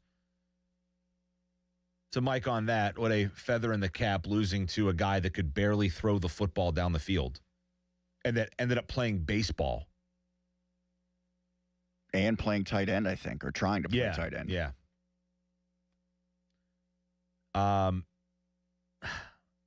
But looking forward, I mean, I don't know if I see any, I don't think that they're going to go after a Malik Willis. You know, I thought if they got a younger head coach in here that maybe they bring in Willis, try to work with him. My ideal situation was LaFleur and Willis come here as a package deal, sort of. You know, maybe you make the move for LaFleur. Second round pick, I would do that. Absolutely. For Matt LaFleur, and then you get maybe Malik Willis to come with him. I don't know that Malik Willis is going to be a great franchise quarterback, but I certainly think that there's more upside with him than Aaron Rodgers at this point. Like, I would rather them go out and get Malik Willis. Not on a big deal. This can't be a 5-6 year, $100 million type of deal for Malik Willis. But I would rather see them go out and get Malik Willis than bring Aaron Rodgers back for another run. Because there is a very, very, very definitive, clear-cut ceiling on what Aaron Rodgers can be and what he is as a quarterback at this point in his career. This guy ain't getting any younger. He ain't getting any more mobile. They do not have, I think, the ability to bring in the complementary tools that allow a 42-year-old to go be great. He can be good, but I don't think Aaron Rodgers here is ever going to be great. And people will say, well, Tom Brady did it. Well, yeah, not everybody's Tom Brady. In fact, pretty much nobody is Tom Brady. And that would include Aaron Rodgers. Aaron Rodgers has been a great NFL quarterback. He is an all-timer. He ain't Tom Brady. He's not, I don't think, capable of doing the things that Brady was capable of doing when he won his last Super Bowl in Tampa. That is a fantasy, a pipe dream that you could replicate that here in Pittsburgh. But it's not reality.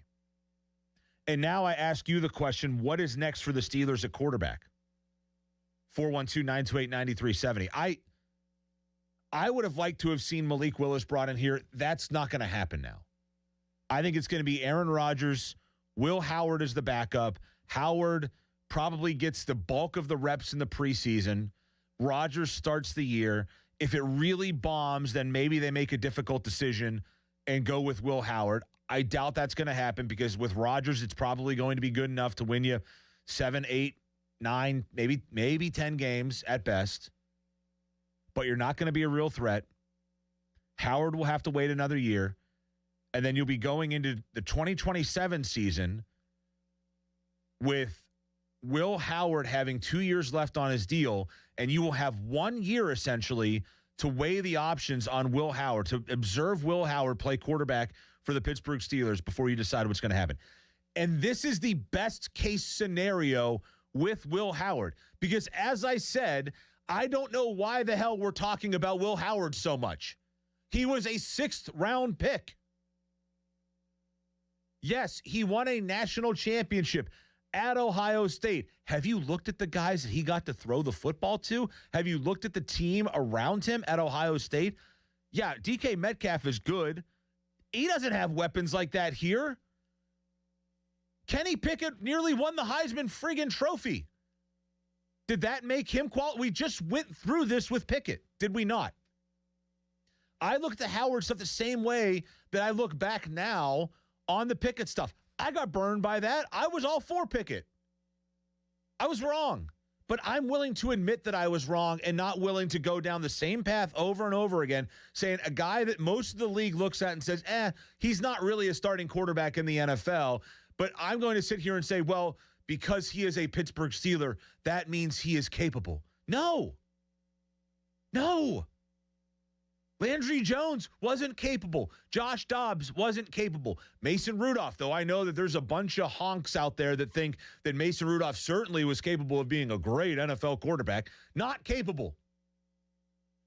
Dennis friggin' Dixon wasn't capable. Justin Fields, not capable. These guys that they have brought in, whether via free agency, whether via mid-round picks in the draft, and even the guy they used a first-round pick on, that the rest of the league looked at and said, this guy ain't really ready to be an NFL franchise quarterback. All of those guys didn't work out here. So why now is Will Howard capable? It is the Brian St. Pierre, Charlie Batch complex that this town has, where we just believe that the guy waiting in the wings is going to be great. The next guy up, that guy that we haven't seen, what we don't know, what we haven't seen, is for some reason going to be better than what everybody else tells us is reality. I do think there's a chance, if he's the backup, that he could start several games, because I think it was a minor miracle that Rodgers stayed as healthy as he did this past season, and I wouldn't expect that to happen next year. And even at that, Rodgers did miss a start, missed the Chicago game, and probably should have missed another game because he didn't look right when he came back after that. 412-928-9370. Let's go to Brian in the car. Hi, Brian. Yeah, hi. I think McCarthy hires outstanding, proven coach.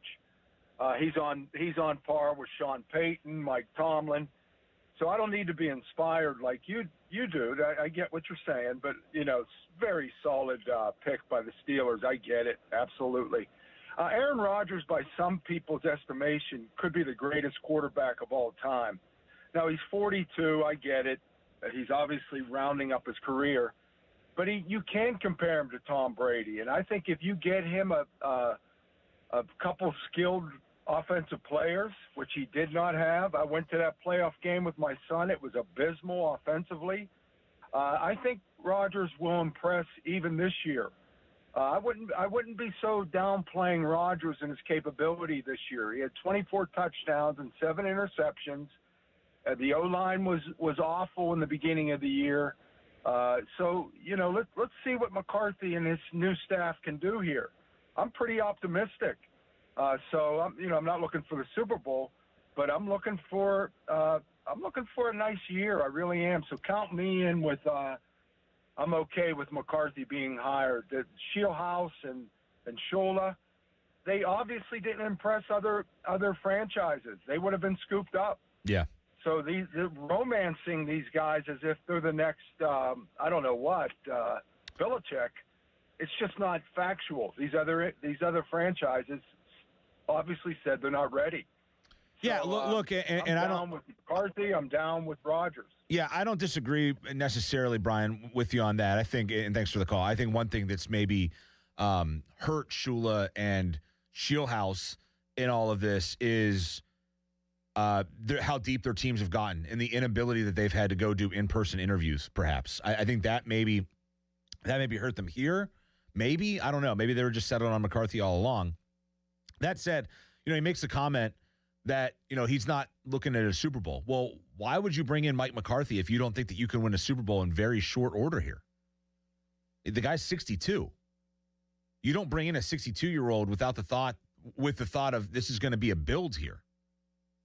I mean, if you're talking about bringing back Aaron Rodgers and bringing in Mike McCarthy and going and getting weapons this year, your goal shouldn't be to have a nice little year.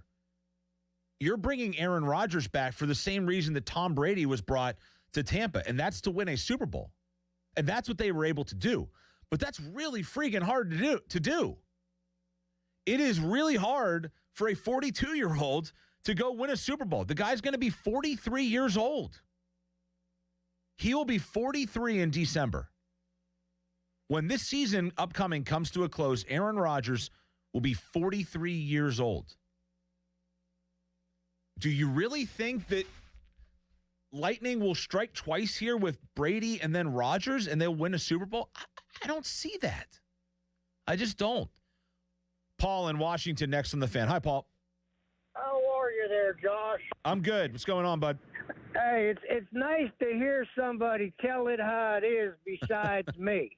He was a sixth-round draft pick. Yeah.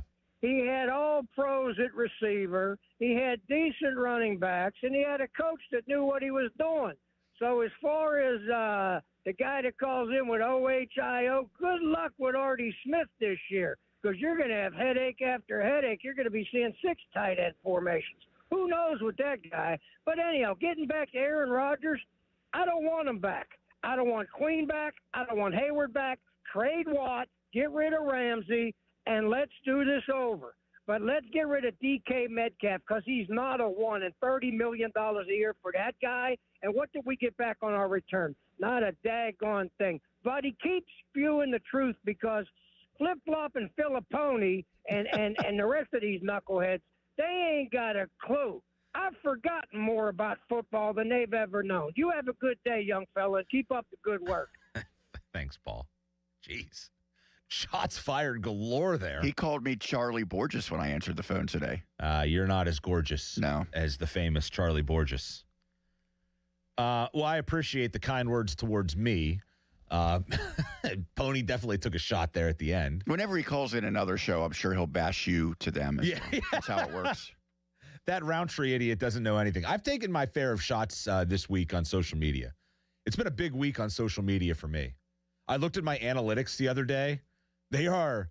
I had a tweet go like mega viral about this summer. Congratulations on all your success. This summer, I had a mega tweet go viral about Happy Gilmore 2. And it got picked up. Like a ton of really big brands were like quote tweeting it and stuff. Did Rob Schneider quote tweet it? He might have. Yeah. He might have. He's a big fan of yours. He has. Yeah. There was one point where Rob Schneider and Laura Ingraham reposted something, and that was not great for my mentions. I'll tell you that right now. But no, look, I don't know that I fully agree with Paul about like blowing the whole thing up. I would keep Metcalf, but I don't necessarily disagree that acquisition got back maybe what it was completely worth. I don't know that he lived up to the money, particularly that, he almost cost the Steelers their season. But man, like, we got to pump the brakes on Will Howard here. I mean, this guy is, I think that the best case scenario that you can hope for is that he is a solid backup in the NFL. He was a 6th-round pick. You can say, well, the Steelers believed in him. Well, no, not really. They believed in him at a 6th-round pick value. They could have taken him in the 4th round, the 3rd round, 2nd round, 1st round. I mean, they could have shown their real belief in Will Howard. But Pittsburgh folks, they just love to play this game of the guy that's next is the better guy. And I don't know that that's true. People also seem to forget that before he went on that run to a national championship, he threw for 175 yards and 2 interceptions against Michigan in that big game. Then they got hot. And he played really well after that. Really well. No doubt. In the playoffs, I saw it firsthand. He knocked out the team that I root for in the playoffs. He played great. But 4 playoff games and then a 6th-round draft pick, that doesn't mean that you're necessarily going to be a good NFL quarterback. Ask Cardale Jones at Ohio State about that. He took Ohio State on somewhat of a surprising run to a championship. He wasn't there to play school, I can tell you that. He made sure everybody knew that. I'm not here to play school, was the famous line from Cardale Jones. But he also wasn't in the NFL to play in the NFL. I love the show notes that we have here, and I noted that in one of the recent shows, someone made the comparison that Stetson Bennett won 2 college football championships. That meant nothing for his NFL career. Right. If the Steelers would have drafted Stetson Bennett, people here would be saying, well, he won championships at Georgia. He's the next guy. I do think that there is somewhat of I think because we're regionally close to Ohio State somewhat, I think there's some fans here as well that are Ohio State fans that kind of influence the decision. Like if you're an Eastern Ohio person that you're not a Browns fan, you're probably a Steeler fan. There's a lot of Steeler fans in Eastern Ohio, we got our Steubenvilles and our Youngstowns and so forth. They're probably stirring this Will Howard talk. He's also a Pennsylvania guy, right? Eastern side of the state, yes, I believe. Yes. Because he was all ticked off that Penn State did not offer him. Westchester born. Yep. Yeah. All right, we go for a break. Tom, Matt, Larry. Sounds like a good trio right there. It's almost Three Stooges, but I don't think that they're going to be Stooges when we get to them on the other side of the break. We'll get to your calls on the other side. I promise you that. But we got to hit a break right now. Fan Twitter brought to you by South Hills Kia in Peters Township. You can visit them at southhillskia.net. Quick break, then back with more here on Sports Radio 93.7 The Fan. Now, Fan Headlines, powered by Bowser Chevrolet. With your fan headlines, it's Sean Myers. The Penguins won 6-5 against the New York Rangers at PPG Paints on Saturday. Anthony Mantha, Noel Achari each had 2 goals. Penguins back in action on Monday, hosting the Ottawa Senators at 7. And Carlos Alcaraz has completed the Grand Slam in tennis, he winning the Australian Open today against Novak Djokovic. Fan headlines powered by Bowser Chevrolet. For more, you can check out 937thefan.com. I'm Joe George from the Western PA injury firm of LGKG. And I'm Larry Kelly. Joe and I have built a reputation of doing what we say we'll do, always. And because of that, we've earned the respect and trust of our peers and community alike. If you've been injured in an accident, we want to talk to you personally. Call 724-658-8535. Ask for Larry or ask for me. We answer our phones. We call you back. You don't get referred out by LGKG. That's 724-658-8535.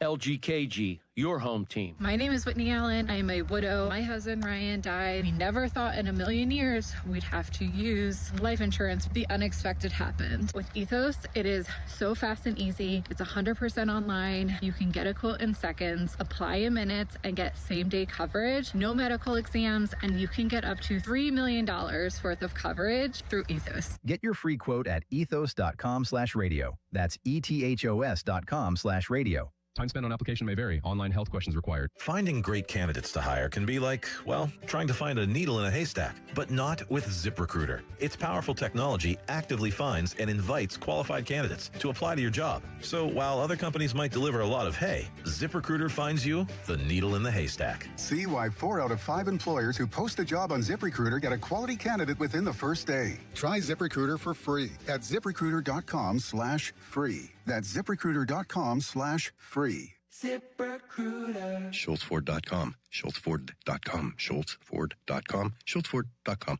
Are you ignoring repeated notices that you owe PA Turnpike tolls? Think it will just go away? Wrong.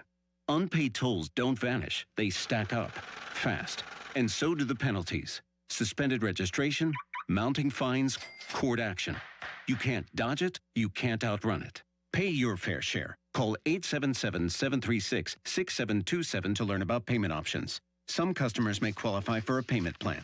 The PA Turnpike. Pay now. It's the law. Do you owe $10,000 or more to the IRS like Mark? I've been doing home remodeling for 30-plus years, but the economy crashed. I wound up losing my home, losing my job, and on top of that, owing the IRS a ton of money.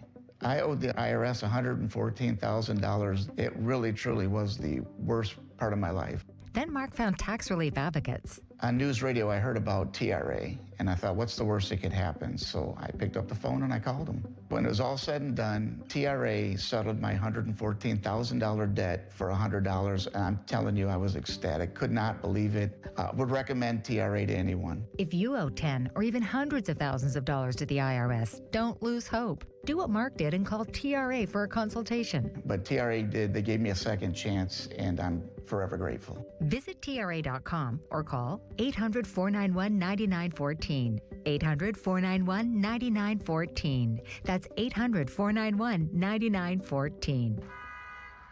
We're gonna be so late for the concert at Point State Park. We should be there by now. I just need to stop for gas real quick. I know a cheap place down Liberty Avenue. Are you serious? We're gonna miss the show because you're driving out of the way for cheaper gas? Just use Upside. What's Upside? Upside is great. It's a free app that gets you cash back when you buy gas. Wait, you mean I can get money back just for buying gas? Yup, and it really works. I've actually made around $200 this year already. Now pull over so you can download Upside before we miss the concert. Pulling over? You had me at $200. Download the free Upside app now to earn cash back when you buy gas in the Steel City. Use promo code PIT to get an extra 25 cents per gallon on your first fill up. Get the Upside app and use promo code PIT for a 25 cents per gallon bonus. That's code PIT for a 25 cents per gallon bonus. Offers vary by user and location at participating merchants. Go to upside.com for terms and conditions. 84 Lumber is your one-stop destination for top quality materials and personalized service. Whether you're a seasoned contractor or a first-time do-it-yourselfer, 84 Lumber is open to the public and ready to help you with your project from estimate to build. Their 14 Pittsburgh area locations are open on Saturdays for your convenience. Don't wait. Visit your local 84 Lumber to stock up on supplies this weekend. And let's get building together. That's the sound of James adding long-lasting Gain scent boosters to his laundry this morning. Several hours later, James sniffs the irresistible scent of Gain on his shirt. Gain. Several hours later, James has even caught the attention of his mother-in-law, and she never gives him attention. Ooh, you smell amazing, James. Oh, thanks, Mom. I love you too. I never said that. Add Gain scent boosters to your laundry. Add joy to your day. What's going on? It's Brew, and this is what's brewing around the league, powered by Factor. As the pro basketball season rolls on, the pressure is starting to ramp up. The team from New York is making noise in the East, and the squad that won it all last year is finding another gear. And contenders all across the league are watching the standings closely as the trade deadline approaches. At the same time, All-Star buzz is heating up. This is the stretch where preparation matters. Factor meals deliver pro-level nutrition with chef-crafted flavors that make it easy to feed your performance. Factor, eat like a pro. Text us on the Edgar Snyder & Associates text line at 412-928-9370. Edgar Snyder & Associates reminds you to text responsibly. 93.7 The Fan is cleared by aquickdrain.com. Live from the ShorkeyMitsubishi.com studios, North Huntington and North Hills.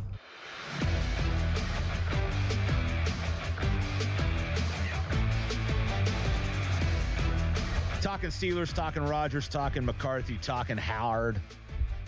There was one syllable when Mike McCarthy said Will Howard's name, his last name. It was Hard. I like Will Hard. H-A-H-R-D, I believe, is the appropriate spelling of how Mike McCarthy said Will Howard's name. Fan text line brought to you by Edgar Snyder and Associates, a personal injury law firm where they always say there's never a fee unless we get money for you. Let's rattle through some calls. We'll begin with Larry and Mariana. What's up, Larry? Hey guys, how you doing? Good. Quick response here. I'm not just saying that Will Howard's the next Hall of Famer or anything like that, but I would like to see him at least get a good shot at playing. I did like your idea of Malik Willis, which is never going to happen. But the other thing is, I think as long as we have McCarthy or somebody like him who's offensive minded, that some young quarterbacks will get a chance. Because with Tomlin, they didn't have anybody to coach up or train the young guys, in my opinion. Yeah, I think there is more optimism here, Larry, because you do have an offensive-minded and a quarterback-driven head coach. I'm not denying that. I just think when you look at Will Howard, I mean, you could put him with any offensive-minded, quarterback-driven head coach and a 6th-round pick. You can't have realistic expectations that they're going to become a franchise quarterback. It doesn't mean that he doesn't get the opportunity to play in the preseason and maybe state his case, which we didn't get to see this past year. But I just think there's a collective pumping of the brakes that's needed here when you talk about Will Howard being the heir apparent and the next big franchise quarterback for the Steelers, which is what we're hearing a lot of from people. Oh, no, I agree with that. But the biggest problem I have with Aaron Rodgers is it's going to be Groundhog Day. We're going to finish again at 10-7 or something like that. And again, we'll be up around 2021 next year's draft. And you have to sell the farm to get it like a top-tier quarterback. Yeah, exactly.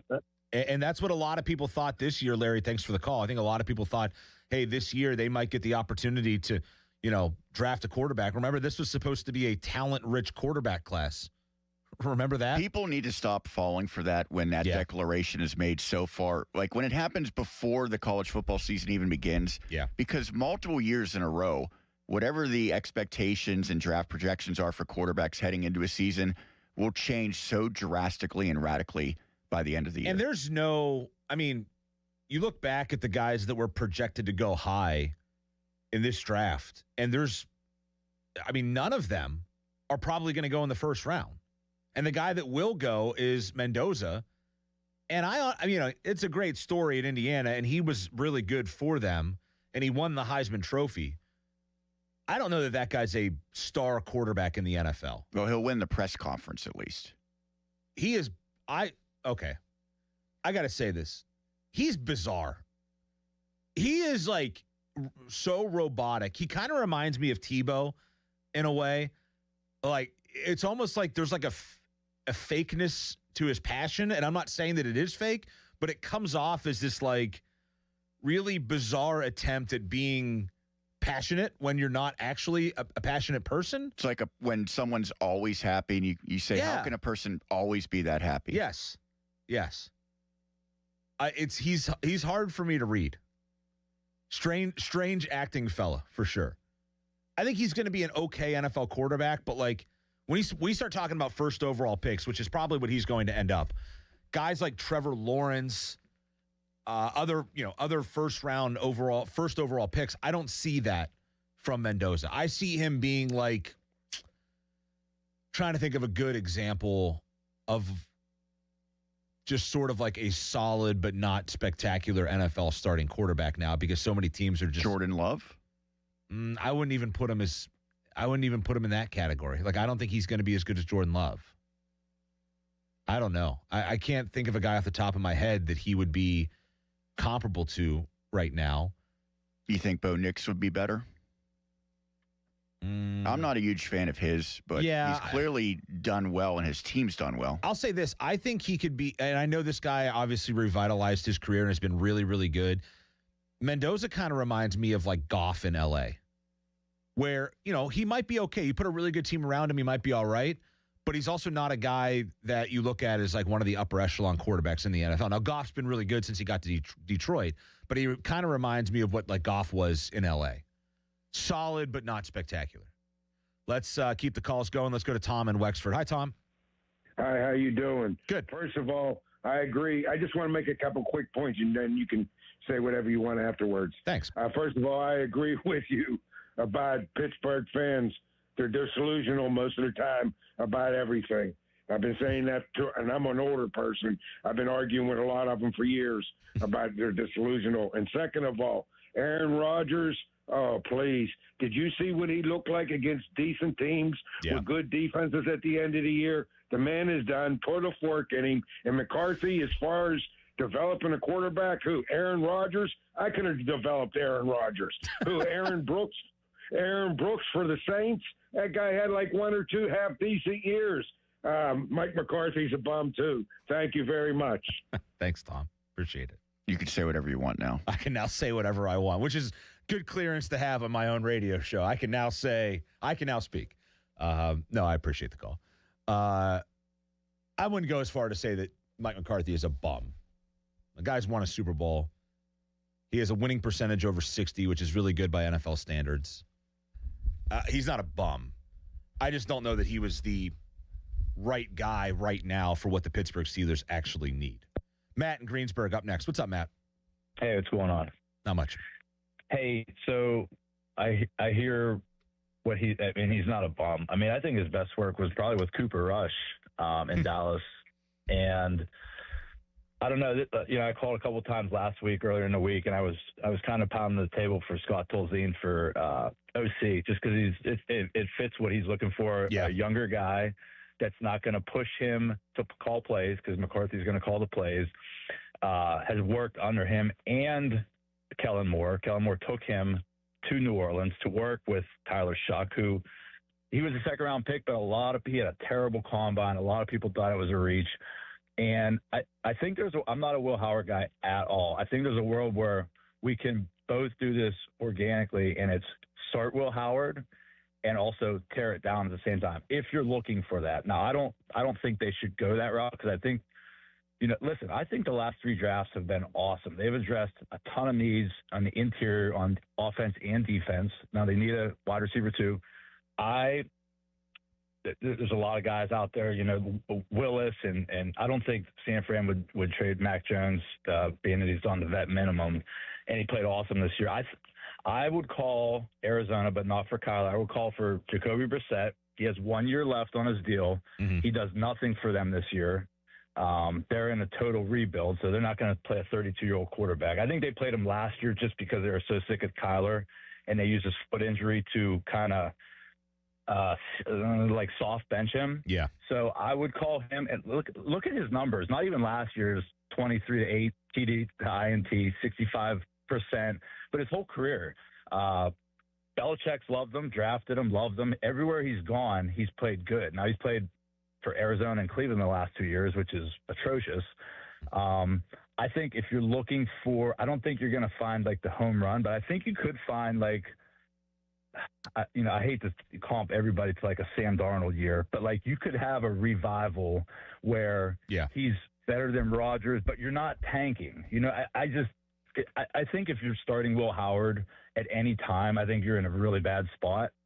I just don't think he's the guy. I mean, he played with all pro. I mean, look at his roster when he won the title. I mean, right. It's insane. Right. And look, I mean, that said, and Matt, thanks for the call. I mean, that said, like Joe Burrow had a really great cast around him when he was at LSU, and he's gotten to the NFL. They've put a good cast around him, and he's been, injury aside, he's been very productive when he's been healthy and a really good quarterback in the NFL. So I'm not totally dismissing that a guy should not be valued because he had good players around him in college. But when he goes in the 6th round, that tells me what the NFL, like, I'm not a master quarterback assessor. I would think that probably just about everybody listening to me right now is not either. But the NFL is full of them. They might be at various tiers and ability levels, but the NFL is full of front offices, of coaches that are able to assess quarterback play. And all of them collectively told us that this guy, Will Howard, is not a franchise quarterback. Doesn't mean he can't prove people wrong. Tom Brady certainly did. But that's not the argument that we need to keep falling back on, is because Tom Brady did it once, that means that Will Howard can do it now. I mean, those are few and way far between scenarios. I think the best approach is just people saying, I don't know. Because how can you know obviously you saw him in college, and you mentioned a lot of people did see him in college because he played for a team that won a national championship that's always on TV. But I think instead of saying he's definitely going to be a good NFL quarterback, he will be a starter, which you're basing that off of nothing, or it goes the other way. People saying he will never be an NFL starter because of when he was picked. I went through this argument when Brock Purdy took over, and I knew nothing about the guy when he was thrust into action. But after about 3 or 4 weeks, I started to believe maybe this guy can do it. And I had people saying, well, he's going to turn into a pumpkin because he's a 7th-round pick. You just have to base it on game experience, and don't make the mistake of overreacting to preseason games either. I think if he gets in, a handful of NFL games next year, that might be enough to really judge one way or another. Anything before that is just baseless speculation by fans. Right. And I mean, I think if they're looking at Will Howard as a starter option for next year, you have to have with that the understanding that could spectacularly blow up, and you're not going to be able to continue the non-losing season streak and all that and make the playoffs, which is what the owner, I think, clearly wants to have happen here, is them compete for a playoff spot again. You have to be willing to understand that that might not work out. It might blow up. That might not be a bad thing for you if it does. Let's go to Ozzy in Washington. What's up, Ozzy? Well, you just hit the nail on the head. When is the Steelers going to quit putting Band-Aids on every position? Okay? The Rooneys will not accept a losing season, period. Now, I think they hired McCarthy because he was a safe hire. And I like the pick. They hired him, and if he can really take a quarterback and make them great. Okay. Now everyone's talking about Will Howard. Will Howard, in my eyes, is a dark horse.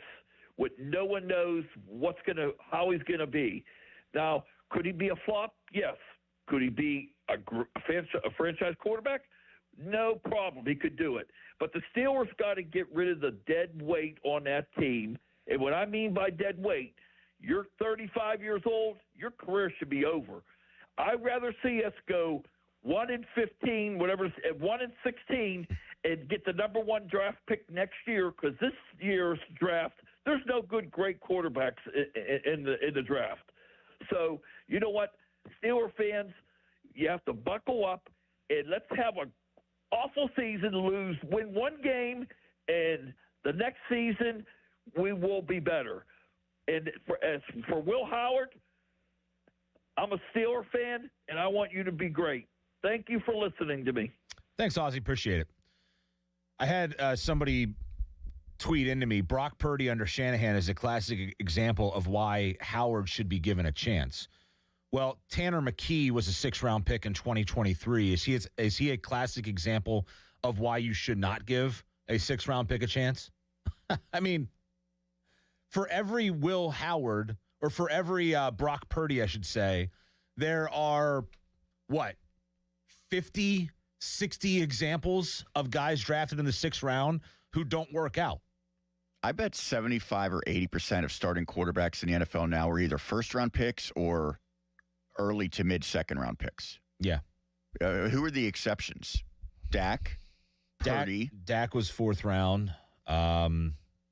Okay, so let's just go. Obviously, Lamar, first-round pick. Burrow, first-round pick. Now, I don't even know what you consider with the Browns. Are you saying Sanders is this starter? Yeah. I don't know, because I really don't think he will be a full-time starter for them.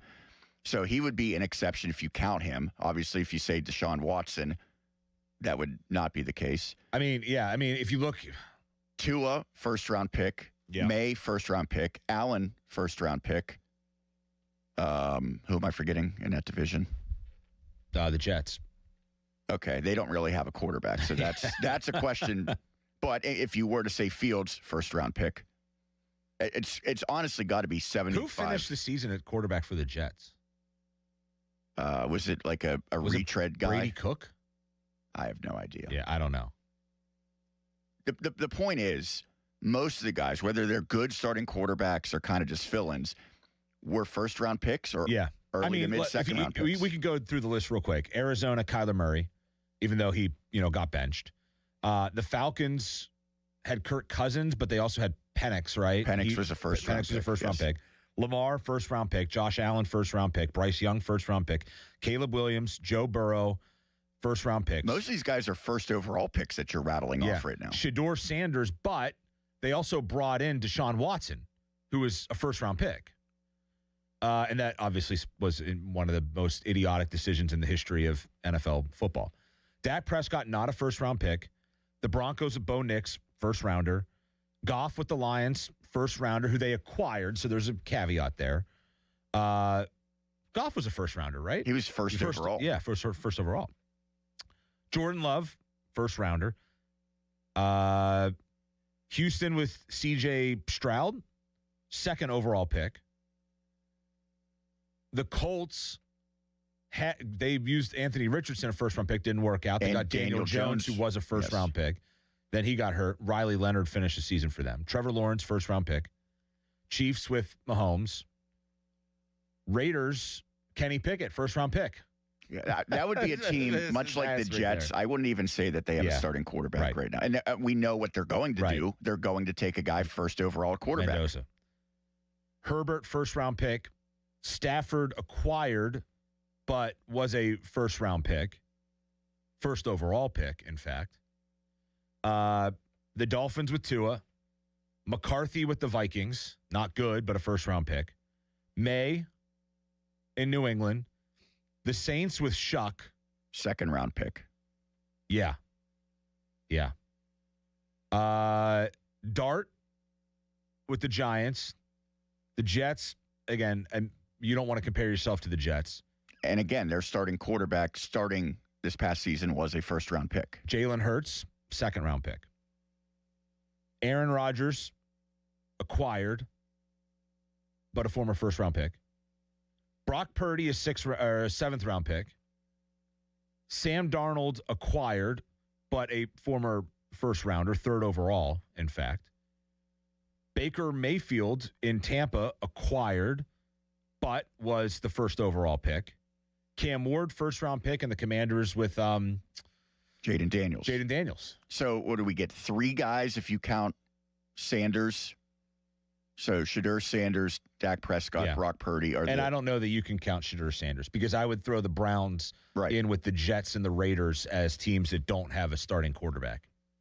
And I don't know what the Jets or Browns will do this upcoming draft, but we know the Raiders are going to take, barring some sort of shocking development, they will take Mendoza first overall. You see this? People walking on the river? I would not recommend it. I mean, what are these guys doing? This guy is spinning circles out on the river that's iced over. You got to be an all-time idiot to go walk on the river. Right? Yeah. I mean, I don't know what the reward is, but I can tell you what the risk is. There's no reward that's worth the risk. I could tell you that. All right, we go for a quick break. On the other side, we'll take more of your calls, 412-928-9370. We'll also mix it up a little bit. Some Pirates, I don't know, will we call it controversy? Certainly some happenings this week that involved me, of all people. We'll talk about that when we come back, and we'll keep the Steeler talk going if you want to call in and chime in on what's going on with the Steelers as well. And the Penguins yesterday, another big win. So we'll touch on that in the final hour here. I'm Josh Roundtree. This is Sports Radio 93.7 The Fan. HD1 Pittsburgh, an Odyssey sports station. Live from the Jim Shorkey Mitsubishi.com studios, North Huntington and North Hills. Always live and free on the Odyssey app.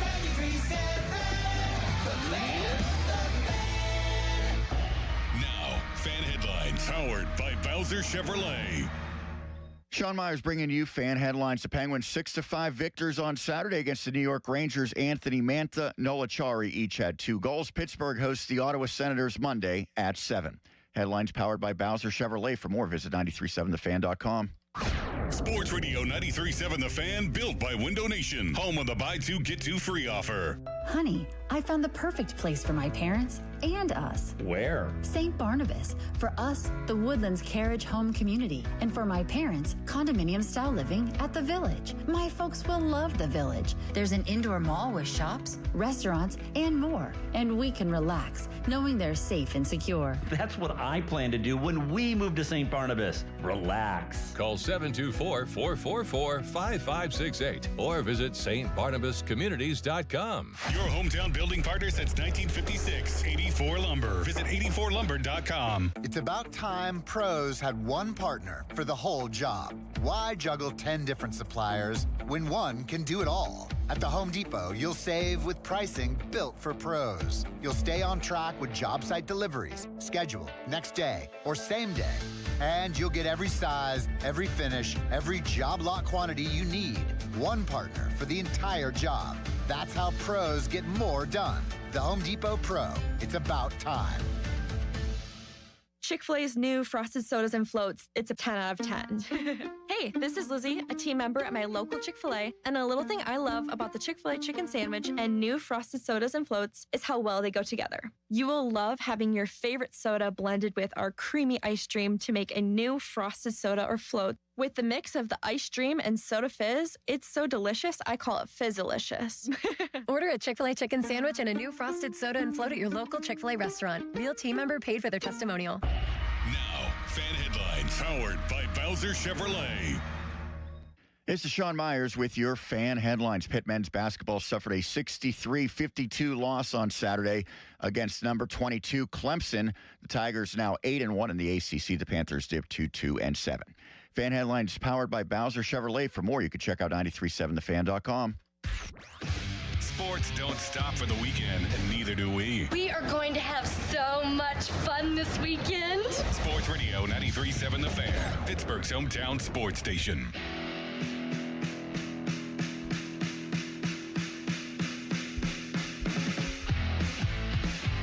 Fan Twitter brought to you by South Hills Kia in Peters Township. You can visit them at southhillskia.net. Josh Roundtree in this morning. I haven't done a Sunday morning show in a while. I kind of like it. Yeah, up early, out early. Now, what time would you normally sleep in until on a Sunday? No one's going to judge you here. 8:30. Okay. Somewhere in there. Intern Dom sleeps till about 11:30 every day, he said. Dom's in college. He probably got hammered the night before out trying to He was at Penn chase State around. for the outdoor game yesterday. So what? He's a Penn State fan and a Syracuse fan. Anybody else? Well, he goes to Syracuse. But he's a Penn State fan. That's right. Does he root for any other college teams? I'm sure if you asked him, he would say whatever you want to hear. I know a kid who goes to Ole Miss, so he's a big Ole Miss fan. He's also a huge West Virginia fan. He's also a huge Ohio State fan. You got to pick a lane at that point. I can understand, you have maybe your hometown team, you don't go to school there, and then you root for the school that you go to as well. I kind of have a little bit of split allegiances with that as well. Yeah. But when you start talking 3 football teams that you're rooting for, no, come on. That's too many. But if Dom was just Syracuse because he goes there and then Penn State for his fandom, you would approve of that? Yeah, I guess. That's okay. Bechtel tells everyone that he roots for both Pitt and Penn State, but I don't know that many people truly believe him. I don't believe that. He obviously roots for Penn State, and I think he does pay attention to Pitt. Do you think Bechtold says that he roots for Pitt because he doesn't want to ruffle any feathers? Yes. And I think he does enjoy, covering and following Pitt athletics, but I'm not sure that he's really hoping that they So he's win. a Pitt football and a Penn State football fan. That's what he claims. I believe he says he baloney. likes both. That's schools. absolute baloney. And I'll call him out right now on the air for that. A lot of people also think he looks like Fernando Mendoza. Slightly less physically gifted, but I could maybe see that. Only slightly, though. Only slightly.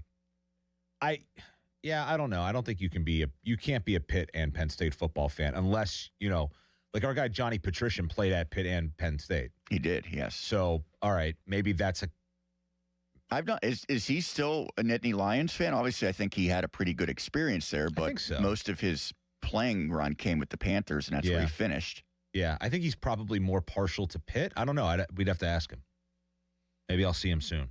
Well, it would be interesting now that James Franklin's gone because that's the coach that he was recruited by and played under.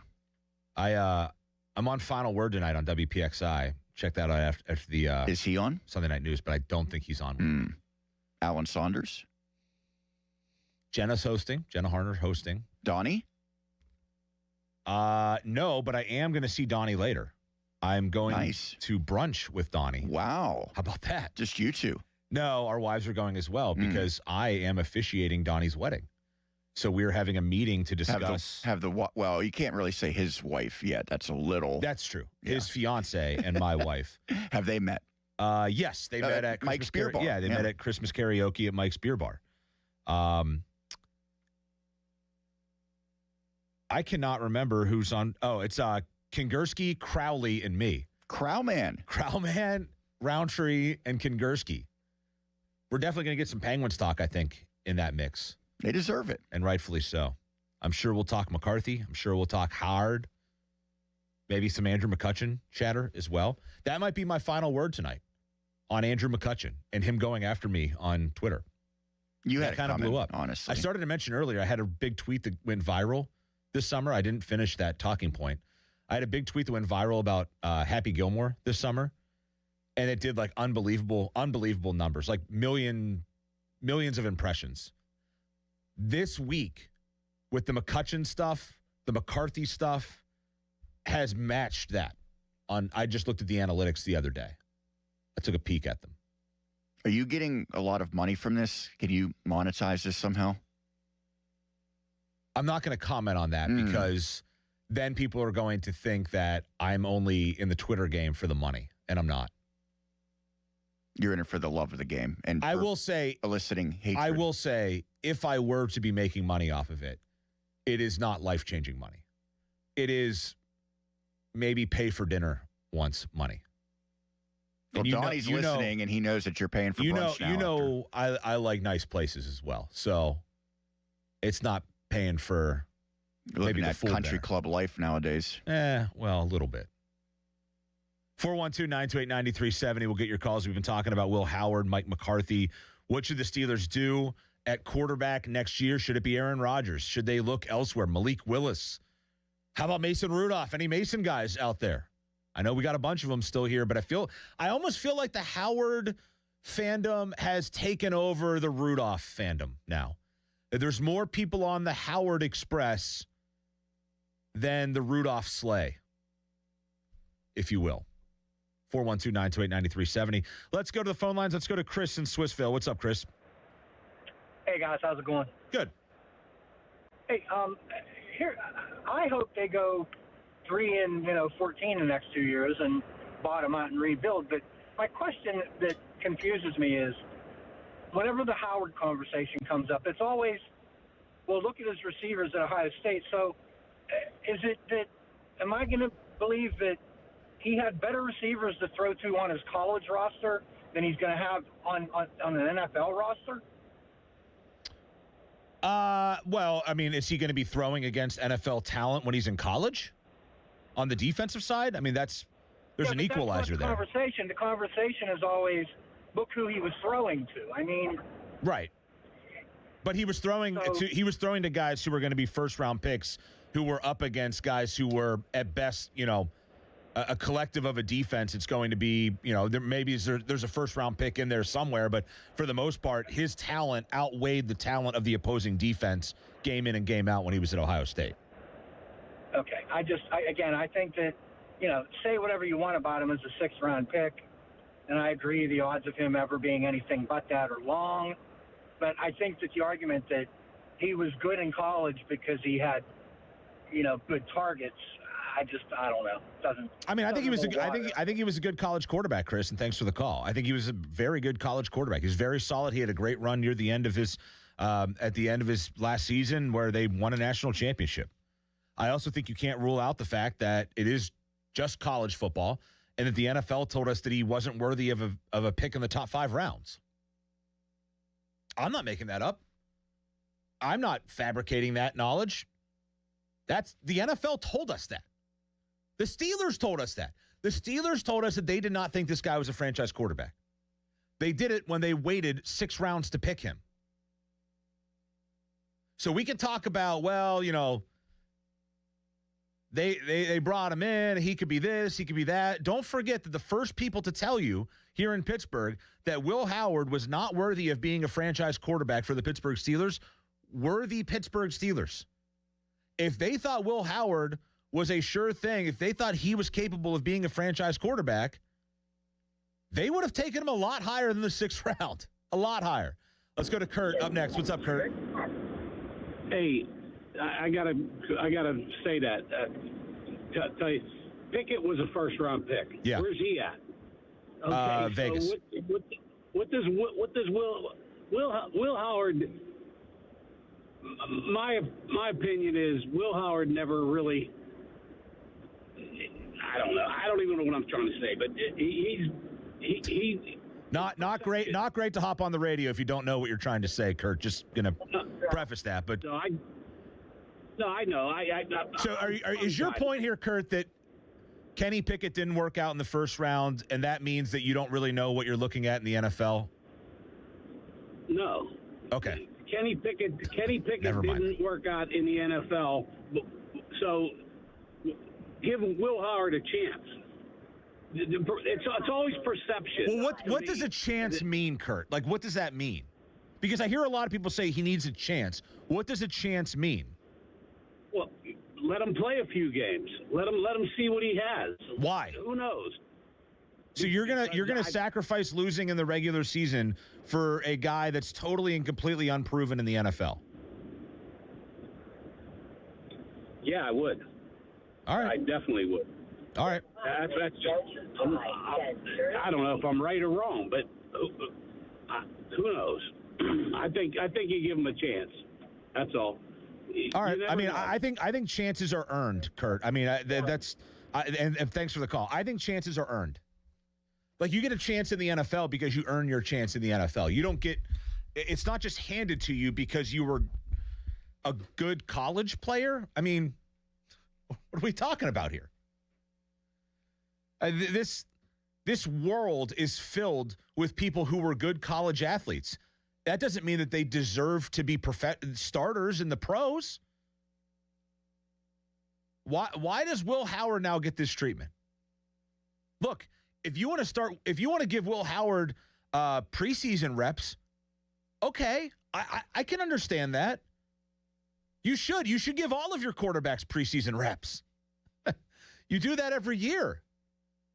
But nobody that has called this station ever has seen Will Howard and has advocated for Will Howard, has seen Will Howard throw an NFL pass. Nobody's watched this guy throw in the NFL. We don't know if he's good. We don't know if he stinks.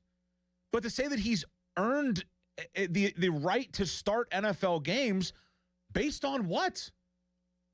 He was a 6th-round pick.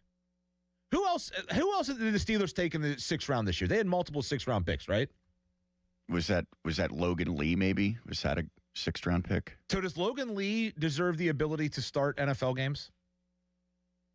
I mean, Logan Lee was a good college player, right? It was not Logan Lee. Logan Lee was a 6th-round pick, but that was 2 years ago. So I get half credit. Half credit. Logan Lee was a 6th-round pick in 2025. He played at Iowa. Defensive lineman. Good player. Does Logan Lee deserve to start in the NFL? Does he deserve a chance to start? Ryan Watts. Our old friend Ryan Watts. He was a 6th-round pick in 2024 as well. Played at Texas. Good school. Good program, traditionally. Kind of up and down at times. One of the receivers was it AB or was it Emmanuel? AB was a 6th-round pick.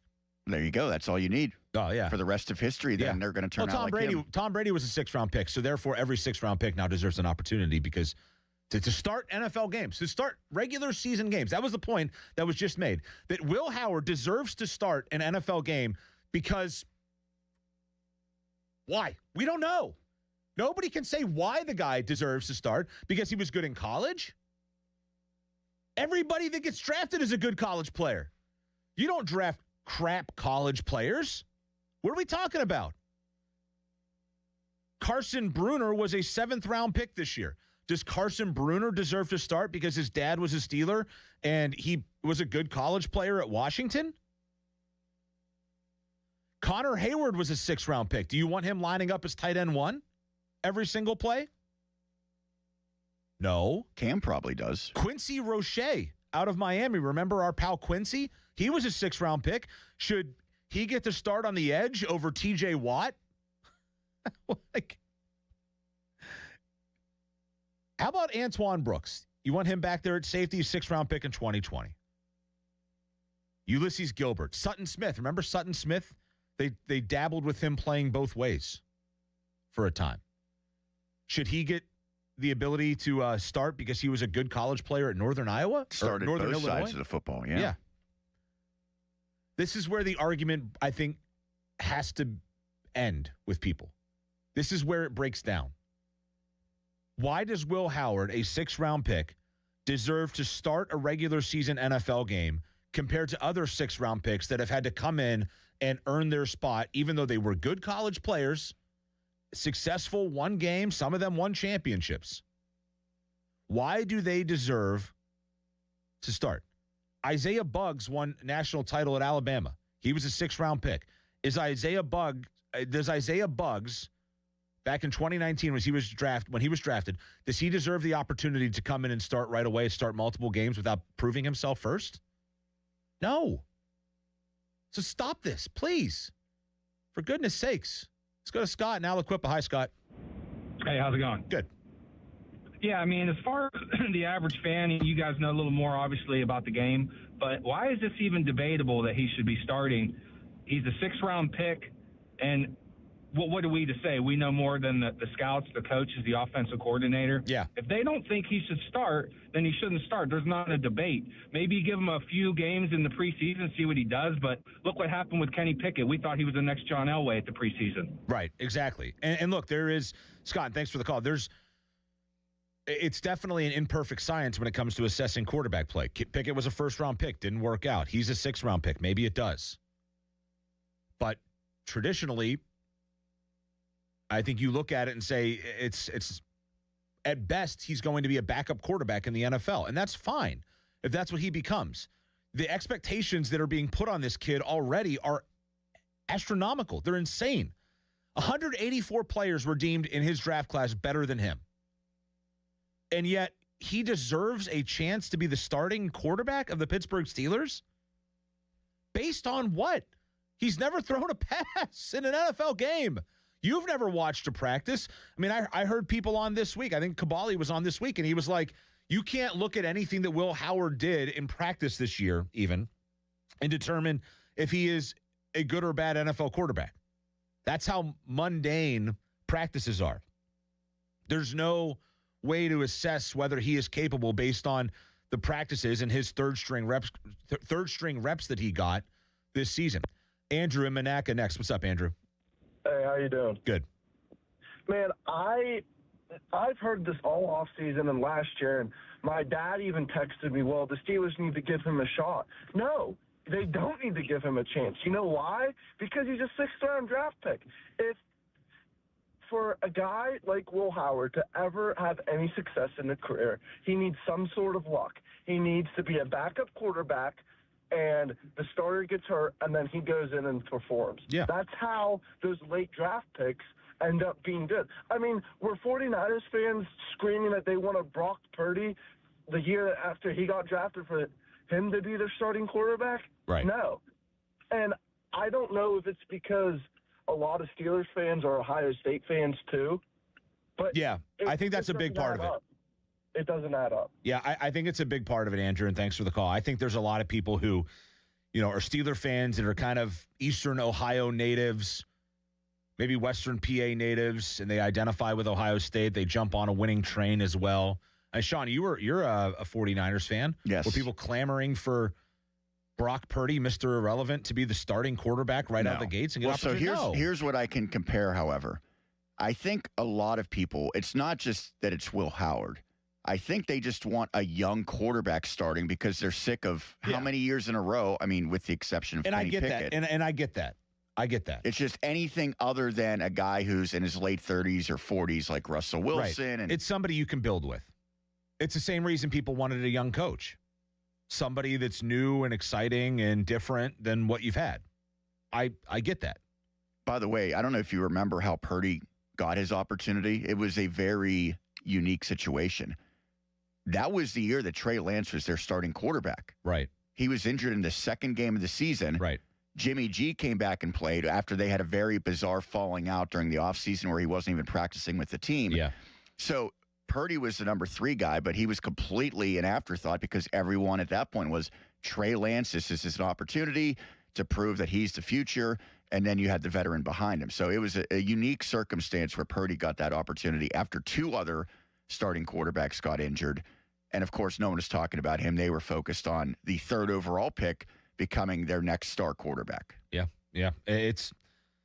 There's some luck that's needed with it, right? Like you need the breaks to fall your way. It's not just handed to you. All right, we got to get to a break on the other side. I want to dive into, in our word of the day, we started the show with this, sentimentality. And I want to touch on a couple of things involving sentimentality. A little bit of good and a little bit of bad. We'll talk about that on the other side, and then we'll wrap up the show. I'm Josh Roundtree. This is Sports Radio 93.7 The Fan. Now, fan headlines powered by Bowser Chevrolet. Sean Myers with your fan headlines. The Penguins notched another victory on Saturday, 6-5 final at home against the New York Rangers. Pittsburgh back in action Monday, hosting the Ottawa Senators at 7. Fan headlines powered by Bowser Chevrolet. For more, visit 937thefan.com. Attention Medicaid patients. If you're on Medicaid, how would you like if your caretaker was your daughter, your son, your grandchild, or your close friend? If you're on Medicaid, Freedom Care allows you to choose who provides your care, and that caregiver will get paid instantly after their shift. Yes, your caregiver will get paid instantly. This service is available based on Medicaid eligibility. Call 412-844-5623 and ask Freedom Care how to get started with care today. No more worrying about getting care from an aide at an agency. Freedom Care helps you choose who you want want to take care of you, and that person gets paid. Call Freedom Care at 412-844-5623. That's 412-844-5623. To get started today, you get a caregiver you know and trust, and they get paid instantly after their shift, and it's free to you. Start now by calling 412-844-5623. That's 412-844-5623. Or go to freedomcare.com. Freedom Care, we're here for you. We're gonna be so late for the concert at Point State Park. We should be there by now. I just need to stop for gas real quick. I know a cheap place down Liberty Avenue. Are you serious? We're gonna miss the show because you're driving out of the way for cheaper gas? Just use Upside. What's Upside? Upside is great. It's a free app that gets you cash back when you buy gas. Wait, you mean I can get money back just for buying gas? Yup, and it really works. I've actually made around $200 this year already. Now pull over so you can download Upside before we miss the concert. Pulling over. You had me at $200. Download the free Upside app now to earn cash back when you buy gas in the Steel City. Use promo code PIT to get an extra 25 cents per gallon on your first fill up. Get the Upside app and use promo code PIT for a 25 cents per gallon bonus. That's code PIT for a 25 cents per gallon bonus. Offers vary by user and location at participating merchants. Go to upside.com for terms and conditions. I'm Piera Palazzolo, VP of Digital Marketing for the American Management Association, a company focused on the management training skills needed to enhance the careers of business professionals. We did our research when it came to the best companies for website development and chose AmericanEagle.com. And we couldn't be happier. AmericanEagle.com worked closely with us to understand the front and back end requirements needed to launch an e-commerce website that could handle the complexities of running thousands of seminars nationwide. A robust new website and improved SEO saw immediate increases in site traffic and web revenue. If you're in need of managerial effectiveness and success, visit our website at amanet.org. If you're in need of a website that provides an unparalleled consumer experience, I highly recommend AmericanEagle.com. Transform your business today. Dial 877-WebNow1 for a free digital consultation with AmericanEagle.com. SchultzFord.com. SchultzFord.com. SchultzFord.com. SchultzFord.com. Attention! Have you racked up $10,000 or more in credit card debt? Are you barely getting by making minimum payments? With credit card debt reaching all-time highs, National Debt Relief is notifying consumers about significant debt relief options currently being made available to help those with overwhelming credit card debt. These options may reduce a large portion of credit card debt for those who qualify. You don't need to declare bankruptcy or take out a consolidation loan, and you may only have to pay back a fraction of what you owe, even if you have bad credit. National Debt Relief has already reduced the credit card debt for more than 550,000 consumers, so don't wait. If you owe $10,000, $20,000, or even $100,000 in credit card debt, you can now take advantage of this financial debt relief as the cost of living continues to skyrocket. To check what debt reduction you may qualify for, call 800-885-8877. 800-885-8877. Again, that's 800-885-8877. Hey, want to do dinner with us tonight? I don't know. The kids just left. I think we're just going to stay in tonight. Oh, come on. Don't miss out again. Miss out on what? Catching up with friends. The sounds of winning. Celebrations. Endless laughs. And memories they'll never forget. Don't just hear about the fun. Time moves fast, so go have it. Rivers Casino. Don't miss the moment. When the new year hits, every business could use a little something to stay ahead. A lift, a jump start, an edge, or perhaps a boost. Like the all-new 5-year business boost from Comcast Business. It's the certainty of a price lock for 5 years on qualifying internet bundles. Plus, you'll have the most reliable Wi-Fi with our best equipment, so your whole team can stay connected at a great rate. And to sweeten the deal, ask about a $500 prepaid card when you add 2 lines of mobile. It's the boost your business deserves. So sign up for the 5-year business boost and get a 5-year price lock on ultra-reliable Wi-Fi. Plus, ask about a $500 prepaid card. Comcast Business, powering possibilities. Ends 3/22/26. New customers only. 1-year contract required for guaranteed rate. 5-year pricing applies to monthly service charge excluding taxes and fees. Best Wi-Fi based on Open Signal Awards USA Fixed Broadband Experience Report, May 2025. Honey, I found the perfect place for my parents and us. Where? St. Barnabas. For us, the Woodlands Carriage Home Community. And for my parents, condominium-style living at the Village. My folks will love the Village. There's an indoor mall with shops, restaurants, and more. And we can relax, knowing they're safe and secure. That's what I plan to do when we move to St. Barnabas. Relax. Call 724-444-5568 or visit stbarnabascommunities.com. Hey, it's Andrew Filipponi for the FanDuel Sportsbook, the official partner of 93.7 The Fan, an official sportsbook partner of Super Bowl 60. It's the last call for football on FanDuel. One final Sunday, one last kickoff, the final chance to place your bets before the NFL season closes its tab. This is Super Bowl 60, and FanDuel is making sure you're in on it. If you're a new customer, bet $5 and get $200 in bonus bets if you win. So whether you're backing the favorite, riding with the underdog, or building one last same-game parlay, make it count. Because after the Super Bowl, the season's over, and football is officially done. The last call for football on FanDuel, an official sportsbook partner of Super Bowl 60. Visit FanDuel.com/Andrew to get started. 21 plus in President, Pennsylvania. First online real money wager only. $5 first deposit required. Bonus issued is now withdrawable bonus bets, which expires 7 days after receipt. Restrictions apply. See terms at sportsbook.fanduel.com. Gambling problem? Call 1-800-GAMBLER. Live from the ShoreKeyMitsubishy.com studios, North Huntington and North Hills. 93.7 The Fan is cleared by aquickdrain.com. Fan text line brought to you by Edgar Snyder and Associates, a personal injury law firm where they always say there's never a fee unless we get money for you. Josh Roundtree in for another half hour here. And we're taking your calls about Will Howard, Mike McCarthy. And I also want to finish out the show by talking about some Pirates and Penguins stuff as well. Let's grab a couple calls, though, before we do that. Let's go to Donovan in Elwood City. What's up, Donovan? Nothing much. I just wanted to weigh my opinion on Will Howard mainly, as well as how some of the coaching candidates for not just head coaches, but also different position coaches are getting coached. I'll start off with how I believe Will Howard does deserve a shot, but he should have been named the starter ultimately first. I think there should be a battle during the 3 weeks of preseason.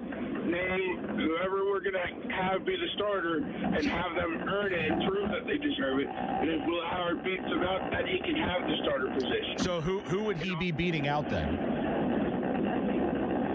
It all depends on who the Steelers would get. I doubt that Rodgers would come back. It might be Rudolph. It might be Malik Willis, like we've been hearing rumors. But outside of that, we also have been seeing certain coaching positions being, I don't want to say poached, but almost taken out from under the rug. Because I think if I saw correctly in the news recently, one of the defensive backs the Steelers wanted was taken by, I believe, the Vikings. Okay. I think it's crazy how some organizations move that quickly just to get the guy that they want, and how the Steelers should have went after a younger guy. And I understand the hometown kid and all, but I still believe that Shula or Shieldhouse would have been a better head coach candidate. Well, look, and thanks for the call. It sounds like you're snowblowing or something at the moment. I'm not sure what was going on there, but look, the Shula and Shieldhouse thing, I mean, I was on board for it, but there is a point to be made that those guys haven't got head coaching jobs yet. And it doesn't look like they're going to.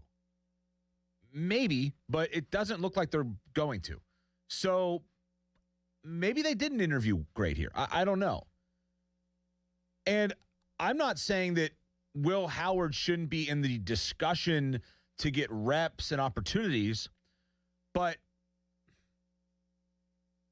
the part of this fan base that wants people to just hand the job to Will Howard and let him run with it, I think is just, there's no basis for that at all. Let's go to John in Ohio Pile. Hi, John. Hey, Josh, how are you, bud? I love listening to you, buddy. I just wanted your opinion on something with Will Howard.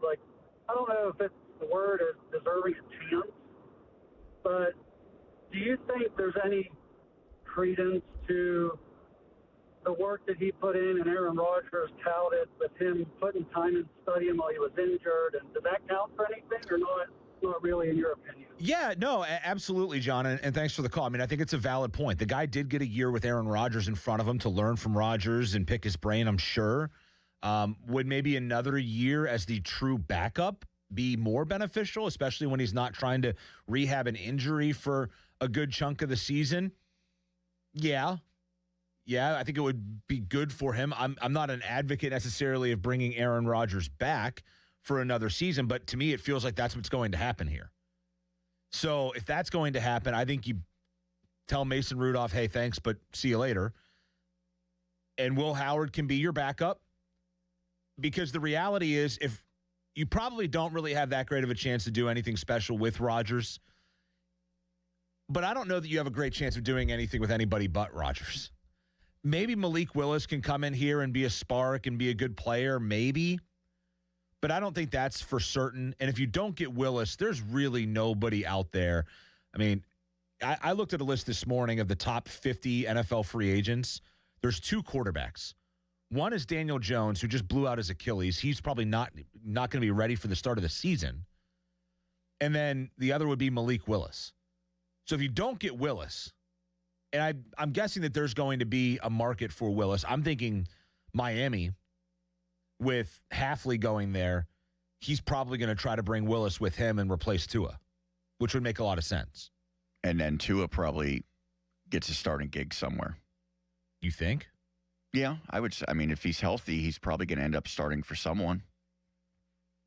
I don't know about that. I don't know about that. I think the court of public opinion on Tua is that the guy's just not a good NFL quarterback. I wouldn't want him on my team, but I wouldn't want Kyler Murray on my team. I think he'll be a starting quarterback somewhere next year, probably not Arizona. We saw Justin Fields get an opportunity to be a starting quarterback. Yeah, I mean, that's a valid point. Would you trade a third-round pick for Mac Jones? No. Would you acquire him at any cost? I'd probably trade a 5th-round pick for him. I could see some similarities.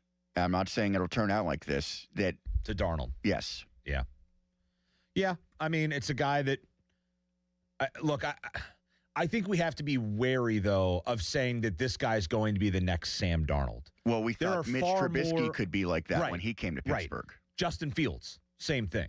There are far more situations out there of guys not working out early as NFL starting quarterbacks, and they never work out as NFL starting quarterbacks, than there are of guys who get that opportunity, don't do well, get a second crack, and have success. Now, maybe we're seeing it a little bit more here. I mean, you have Baker Mayfield, what he was able to do in Tampa.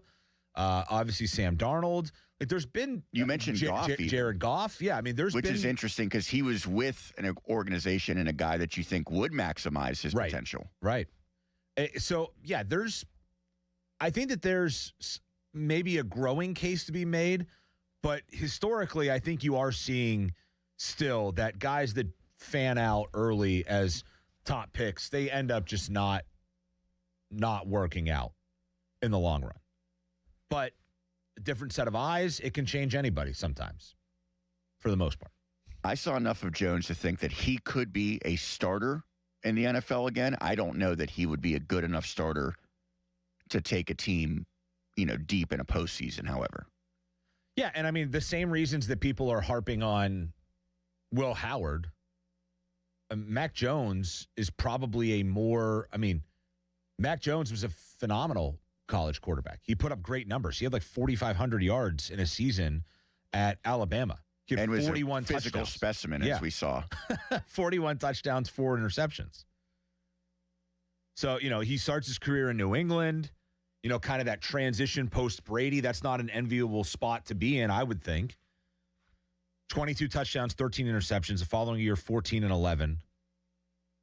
Then his last year in New England, 10 and 12. But I think as we saw, that was a bad New England team. Really bad. Goes to Jacksonville. Obviously, he's in there not as the guy, right? I mean, Trevor Lawrence was the guy when he goes to Jacksonville, so he has to step into a situation where he's not really handed the reins. And then in San Francisco this year, plays, 11 games, 8 starts, goes 5-3, 13 touchdowns, 6 interceptions, 2,100 yards in 11 games and 8 starts. I think good enough for a team to at least bring him in and see if they can do something with him. Yeah, I mean, at the worst case scenario, you have a guy that you feel like, hey, if he comes in and plays very much in the same light that they've had Mason Rudolph with the Steelers, if he has to come in, you're not going to bottom out. He's going to be able to do something for you, but he's probably also not going to lead you to a Super Bowl. He's not your long-term. He's probably not going to replicate Sam Darnold, though. Now with Sam Darnold, that window has been opened. It's a copycat league. Yes. And I will say this, instead of reaching for a quarterback in the first round that you don't really think is that caliber of quarterback, I would rather try a guy like Jones this year and then kind of punt on drafting a quarterback till next year. Yeah, I mean, if it blows up, it blows up, and you're drafting a quarterback high. If it works out, it works. I mean, there is the possibility, too, that you go like 9-8, and you're right where you were. They could maybe draft Simpson and have that set them back years if he turns out not to be the guy. Yeah, no doubt. No doubt. I'm not a big fan of Ty Simpson. I don't understand that, but we might have to save that for another show down the line, because I do want to finish with this. The word of the day for our show. Maybe that'll be like my thing now. Every show has a word of the day to start. You and Pee Wee Herman. Well, I hope that's where the Pee Wee Herman comparisons end. But earlier this week, this was last weekend when Pirates Fest was going on, all right? And this is where the word sentimentality comes up. We started the show with today. Earlier in the week, there was a lot of fallout from Pirates Fest, all right? And a lot of that had to do with Andrew McCutchen. And Colin Beasley, who does a great job at the Post-Gazette, Pirates beat writer, posted a simple question and answer from their Q&A session that they had with Ben Cherington and company. The question was, where's Andrew McCutchen? To which I wish Ben Cherington would have said, I don't know, you'd have to ask him. But he gave a more proper answer. He said, Andrew's meant a ton to the franchise. Our approach this offseason has been laser focused on what gives us the best chance to win more baseball games in Pittsburgh than we have in past seasons. He expanded on it, went on a little bit. So much respect for Andrew. That relationship is really important to us. We'll continue to communicate with him directly as the team comes together. We have more work to do. Okay. Not committal towards Andrew McCutchen. Not non-committal towards Andrew McCutchen. Here's the reality of Andrew McCutchen. 3 years ago, the Pirates re-signed Andrew McCutchen. He came back to Pittsburgh. It blew up on social media. Pirates fans were jacked. Opening day, great scene. Kutch walks back out. He's a Pirate again. My impression, and maybe I'm wrong here, my impression was that this was a 1, maybe 2-year reunion tour, and that Kutch would finish his time here. He would try to transition the organization to its hopefully next phase of winning baseball with some young talent coming up through their system. And that he would step away as his life approached 40 years old, and that he would open the door for maybe younger, more talented players to come in at that point in their careers, in his career, and take over. So I quote tweeted Colin Beasley in his Q&A transcription and said, Pirates fans got a 3-year Andrew McCutchen reunion tour. That's great. And I mean that. It was awesome to see Kutch back here.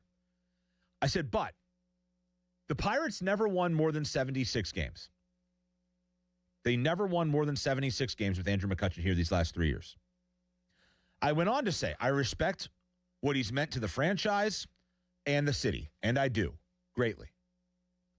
But he's 39 years old, and at some point for the Pirates, You have to look at different / better ways to win, even if that means moving on. I thought I was being respectful of a guy who is very, very much at the end of his career by saying that I respect what he's meant here. This reunion tour has been great, but ultimately the team has not had success with him here. I never said that was on Andrew McCutchen. I never said that he was the primary cause of their losses. But he certainly, if you look at the numbers, was not a major, major, major part of success here these last 3 seasons. So immediately, boom, people start hitting me with, he was their third best hitter last year. Well, he was 15th on the team in WAR because he brought no defensive value at all. He was rated the 23rd best primary DH in all of baseball. Those are statistic-based. The 23rd best primary DH in all of baseball. You know how many primary DHs there are in all of baseball? 24. He was 23rd of 24. And he brought no defensive value because he doesn't play the field. He's just a DH. So my point in this was, I'm not saying they shouldn't bring Andrew McCutchen back. I'm saying that they need to do their due diligence to make this team better. They need to, really, with the exception of Paul Skeens, look at every single position and say, all right, can we get better here?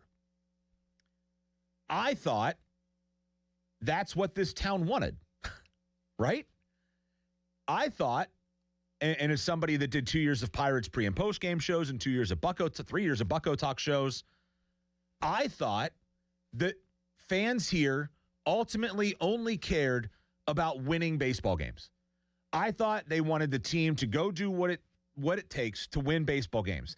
That the bobbleheads and the hot dog nights and the fireworks and all the sentimentality and nostalgic and non-winning parts of the team, that was all secondary. The primary thing is win friggin' baseball games in Pittsburgh. So when I put that tweet out, my thought was this fan base wants the Pirates to win. Turns out that ain't exactly the case. And then Andrew McCutchen quote tweeted me. This was January 24th. I think I was about to go to sleep.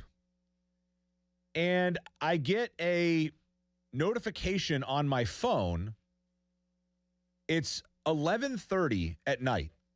And I get a notification on my phone that at the Cutch 22 has quote tweeted me. So, needless to say, I knew that I wasn't going to sleep anytime soon. Andrew McCutchen says, I wonder, did the Cards do this with Wainwright, Pujols, Yachty, the Dodgers to Kershaw, the Tigers to Miguel Cabrera? The list goes on and on. If this is my last year, it would have been nice to meet the fans one last time as a player, talk to them about my appreciation for them over the years, shake that little kid's hand, or hug the fan that's been a fan since Clemente. You see, this is bigger than baseball, bigger than looking at a 40-man roster and cherry-picking numbers that fit your agenda. I hadn't cherry-picked any numbers, so I'm not sure what exactly that is in reference to. The fans deserved, at the very least, to get that opportunity. I don't know what the future holds for me at the present moment, but what I do know is that though I am 39, on the back end of my career, I still work every day to be better than I was the year before. If there wasn't a burning desire to continue this journey, I would be home surrounded by my family in which no one would judge or be surprised. But not yet. There's more work to do, and I'm not done, no matter what label you try to stamp on me. Rip the jersey off me. You don't get to write my future. God does. Okay. I wish I had more time on the show, but sadly we're done at 10. But I will say this. I don't have any problem with Andrew McCutchen's response there. None. If that's how he feels, fine. But let's break this down. Did the Cards do that with Wainwright, Pujols, Yachty, the Dodgers to Kershaw, the Tigers to Miguel Cabrera? Now, Cabrera didn't do this in Detroit, but do you know what all of those guys have in common? World Series champions? Bingo. They all won World Series. Has Andrew McCutchen won a playoff series in his career with the Pirates? No. Just that the one game series. They won a wild card game with Andrew McCutchen. And they won a couple of postseason games, but not a series. That's not diminishing with anything McCutchen did. I'm not taking a shot at him there. But those guys that won championships for particularly Kershaw, Wainwright, Pujols, Molina, those guys all won titles in those towns. They were all a part of a championship-winning team. So to throw your name, even though he was an MVP, he led a revitalization here from 13 to 15. Great respect for what he meant to this franchise. No question about that. But he didn't win a championship here. He didn't. Then he goes on to say, if this is going to be my last year, it would have been nice to meet the fans. I'm assuming that he meant at Pirates Fest. I don't really know what that means because he's not signed. He's not a member of the team right now. He's a free agent. So basically, to me, it's him saying like, oh, if they have intention to bring me back, they should have done it already. Well, okay, that's nice in thought, but Ben Cherington has said, we're trying to make the team as good as possible. We're exploring options. And a guy that was rated the second worst DH in all of baseball might not be high on that list of guys that we're looking at right now, but we are keeping the door open to bringing him back. I don't have a problem with that. Look, down the line, if they say, hey, look, we don't have better options, we need to bring Andrew McCutchen back because we think that he can help this team better than the guys that we have in the current roster, then fine, bring him back. But if you have the opportunity to go out and find a guy that might be a better bat for you in that lineup, which, by the way, was one of the worst offenses in all of baseball last year, I think you have to turn over that stone. You have to look for those opportunities right now because it's only been January. It's just now February 1st. And yeah, pitchers and catchers are starting to, dust off their gloves and all that, but there's still time here to go get a better player than Andrew McCutchen. And again, I can't emphasize this enough because I know people get ticked about this. I am not disrespecting Andrew McCutchen here. He seemed to take it as a sign of disrespect what I said. That's fine. He's entitled to his opinion. He's wrong, but he's entitled to his opinion. He said the fans deserve the opportunity to talk to me. You can go do things in the community and talk to the fans. You have social media. You're using social media now to talk to your fans. You can go out and do community events. This isn't about Pirates Fest. It's about another contract for Andrew McCutchen. To me, this comes off in the same vein that Cam Hayward came off before the season began for the Steelers, in which he was, I think, almost vilified here for his contract negotiations. McCutchen didn't seem to get the same backlash here, but it's kind of cut from the same cloth to me. The Pirates' focus, as it should be, is on building the best possible team. It should not be any longer on the sentimentality of Andrew McCutchen. They got 3 years of that, and they did not win with him here. He says there's more work to do, that he's trying to be better year after year than he was the year before. But the reality is he's not getting better than he was the year before.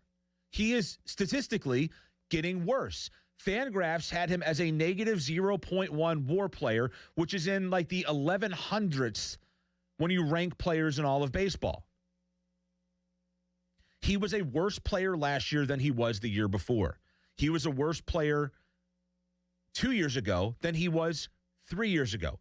Batting average going from 256 to now 239. His OPS has dropped. His on-base percentage has dropped. He's just not a better player than he was when he first signed that deal here 3 years ago to come back on the reunion tour. And that's okay. He's 39. He's going to be 39 years old.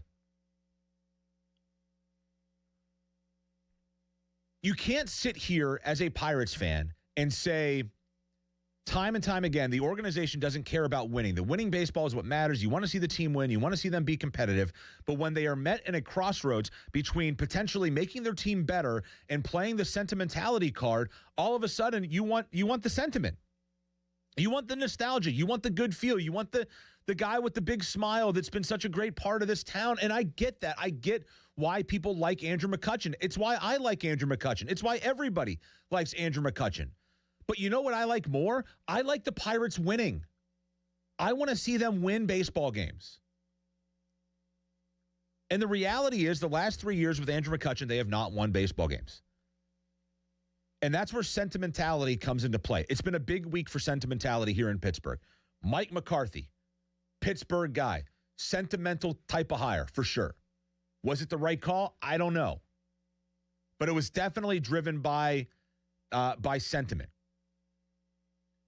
Andrew McCutchen, sentimental. And then the Penguins yesterday, looking back 10 years ago at their championship, another big sentimental moment. What a cool moment that was for a team that, by the way, actually won a championship here in Pittsburgh.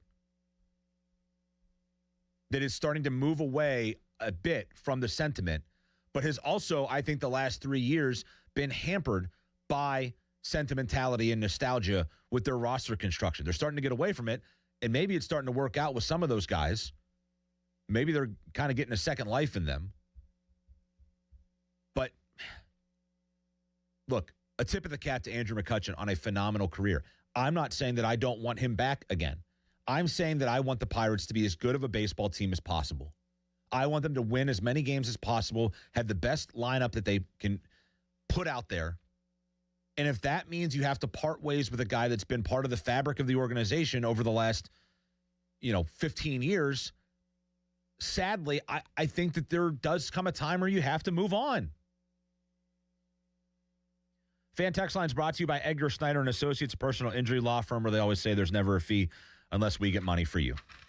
You can find me on Twitter, JROWN32. That's where you can find me. Just go to the fans page as well. I think I'm retweeted from there recently. If you want to duke it out with me. I like engaging with fans. I like talking about this. There's been a lot of people that have thrown a lot of hate my way this week because I simply want the Pirates to be as good of a baseball team as possible. I want the Steelers to be as good of a football team as possible. And if that means making decisions that go against sentimentality and nostalgia and feel-goodness, that's okay. Because at the end of the day, what feels the best is winning and winning championships. And I want those teams to do whatever it takes to win championships. And you should too. I'll talk to you next time. Thanks to Sean for producing Behind the Glass. I'm Josh Roundtree. Good talk. See you out there. Sports Radio 93.7 The Fan. Now, fan headlines powered by Bowser Chevrolet. Sean Myers bringing you fan headlines. The Penguins prevailed 6-5 on Saturday against the New York Rangers. Anthony Mantha, Nola Chari each had a couple of goals. Pittsburgh hosts the Ottawa Senators on Monday at 7. Headlines powered by Bowser Chevrolet. For more, visit 937thefan.com. HD1 Pittsburgh, an Odyssey sports station. Live from the Jim Shorkey Mitsubishi.com studios, North Huntington and North Hills. Always live and free on the Odyssey app. My name is Whitney Allen. I'm a widow. My husband, Ryan, died. We never thought in a million years we'd have to use life insurance. The unexpected happened. With Ethos, it is so fast and easy. It's 100% online. You can get a quote in seconds, apply in minutes, and get same-day coverage. No medical exams, and you can get up to $3 million worth of coverage through Ethos. Get your free quote at ethos.com/radio. That's ethos.com/radio. Time spent on application may vary. Online health questions required. Text us on the Edgar Snyder and Associates text line at 412-928-9370. Edgar Snyder and Associates reminds you to text responsibly.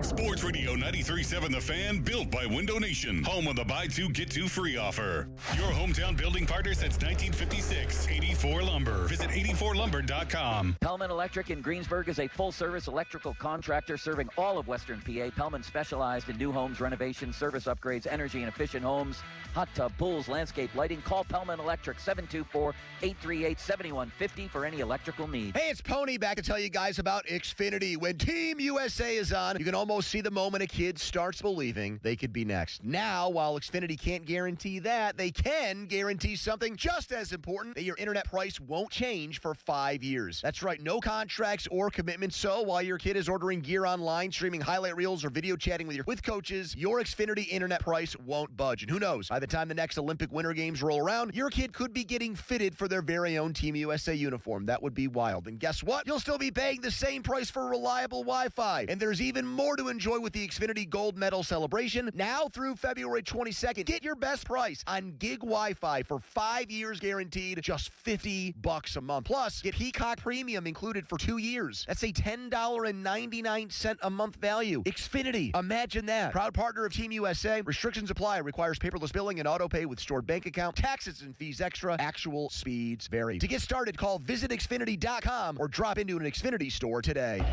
Now, fan headlines powered by Bowser Chevrolet. Sean Myers with your fan headlines. Pitt men's basketball suffered another loss in ACC play Saturday. 63-52 setback against 22nd-ranked Clemson. The Tigers 8-1. The Panthers dropped to 2-7. Headlines powered by Bowser Chevrolet. For more, check out 937thefan.com. Keeping you up to date, even on the weekend. Did you hear that? Sports Radio 93.7 The Fan, Pittsburgh's hometown sports station. The following program has been pre-recorded.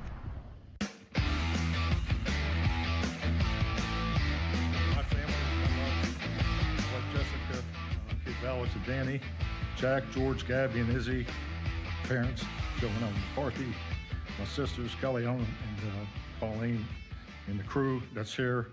We can finally openly wear our Steelers swag, so let's get it. My heart is full. My focus is singular, and it's time to bring another championship back to this great city. And with that, I just want to make sure that when we do get that trophy, that the seventh trophy in the case, we'll start that victory parade at 1137 Greenfield Avenue. So, with that, Bert. I want to shout out Colleen in Greenfield and Uncle Stush and Aunt Marge and all the Yinzers of the McCarthy family who had one hell of a week. Josh Roundtree, Sports Radio 93.7 The Fan. Happy Sunday morning to you. That was Mike McCarthy. That was a good moment, a good moment this week. And we're going to break down. This is the first time I've been on since the hiring, since the assistant coach and coordinator hiring. So we'll talk a little bit about the nuts and bolts of the Mike McCarthy hire, what the future looks like for the Pittsburgh Steelers, and what this all means both long-term and short-term for this franchise, which made, I think, as we were sitting here a week ago, probably at the time people were still a little bit, I don't want to say shell-shocked, but definitely still reeling a bit with surprise from the decision to hire Greenfield's own Mike McCarthy. So we'll get into that. We'll get into what's been going on with the Pittsburgh Penguins. I mean, what in the world is going on with the Pittsburgh Penguins? They look like, and yeah, yesterday they almost let it get away, but 6 in a row in the win column. Are the Pittsburgh Penguins one of the best teams in hockey right now? The word of the day for you is sentimentality. There was a lot of that going around this week. We saw it, I think, in all three pro sports teams. Penguins, Pirates, Steelers. I had a little bit of a brush up. I wouldn't say brush up, but I got quote tweeted by Andrew McCutchen this week. So we're going to talk about that story as well. I think Sean Myers is producing Behind the Glass. Hi, Josh. What's up? I think the one thing that I've learned here, though, in the last couple of weeks, I got to be honest with you, and it impacted me big time this morning. Do you have a remote starter on your car? I do. It's a game changer, is it not? It is. So on my old car, I got one installed because the car didn't come with one. I had to purchase it. That was a really strong one. This car came with one. The only problem is I can do it from my house. It works. If I pressed it right now, my car would not start due to the distance. So it's great at home. Elsewhere, your car's right outside. It will not reach. It's very limited strength. Really? So it works at my house, which is the most important thing, but usually elsewhere it doesn't. So today I will go out to a very cold car when I leave here at noon. That's disappointing. Mine's okay. There's times where it doesn't work, but for the most part, I'll be the other night I flew in from Virginia, and the wind chill was -12 when we landed at Pittsburgh International. Did you hit the automatic start while you're still up in the air? As soon as we landed. The second that we landed, we touched down, I got out my phone, and boom, automatic start. I wanted that baby to be as warm as possible because I knew I was going to be standing on a tarmac for a little while, waiting for my bag to get off the plane. I was going to be freezing. Big time week here for the remote starter. I wonder, though, speaking of cars, I'm driving out here this morning, and you probably saw it as well, but driving out the Parkway West, it's like, in a sense, it's almost like zombie land. There's like cars abandoned all over the place. Yeah, so we're a week removed. I was here last Sunday when the blizzard hit, and that was terrifying. I had to drive home in that, and I told you, that was one of the scarier drives I've ever made. Hazard pay for you? Well, I got a hotel room comped the night before, so. Oh, that's nice. I only had to struggle one way. Room service or? I don't know about that. Okay. The parking Kevin fee. McAllister. No, the parking fee actually got assessed to my credit card, by the way. Nonetheless, there was last a parking fee at a hotel? Yes. Around here? Yes. Where at? I can't say that, Josh. Oh, okay. All right. We're not going to throw the hotel chain under the bus. Yes. So ultimately, you expect that maybe last Sunday, last Monday. I haven't gotten mail since then. Are you getting mail right now? Yeah. I have not got mail. It seems like most roads, whatever they plowed as of last Monday, haven't changed since. Nothing is melted. The roads are still very narrow. And yet, to your point, there's cars everywhere. It's a very weird sight over the past week. We have not really recovered from the amount of snow and the frigid temperatures. I mean, my 9 to 5 job, first 2 days of the week, I couldn't even get there. I mean, there was nowhere to park because people were just boxed in. Have you seen a 1 or 2 foot high snow piles at a high school, for instance? I've been at Norwin High School, and the parking lot, they have it might legitimately be 10 feet high snow piles where it's just oh my goodness. So my issue, my wife and I, our house, we kind of sit on a bend. You've been to my house. We kind of sit on Beautiful a bend. House. Yeah, thank you. We kind of sit on a bend in the road, and it's as you come down a hill. So there's not a big hill, but a slight grade coming down. So for us, whenever the plow comes down, and we maybe made a bit of a mistake here, we didn't park in the driveway thinking, well, we don't want to have to worry about shoveling. Maybe the driveway gets iced over. We don't want to worry about having to shovel the whole driveway. So we parked up on the street, and then the plow comes by, and shout out our neighborhood. They actually did a really good job getting the roads done and everything. But the plows push the snow into our cars and just completely box us in. Yes. So I'm out there, just hammering away on snow for 4 hours, trying to get both of our cars out. That's the issue with my mailbox is that the snowbank, it's like a 3-foot buffer. You can't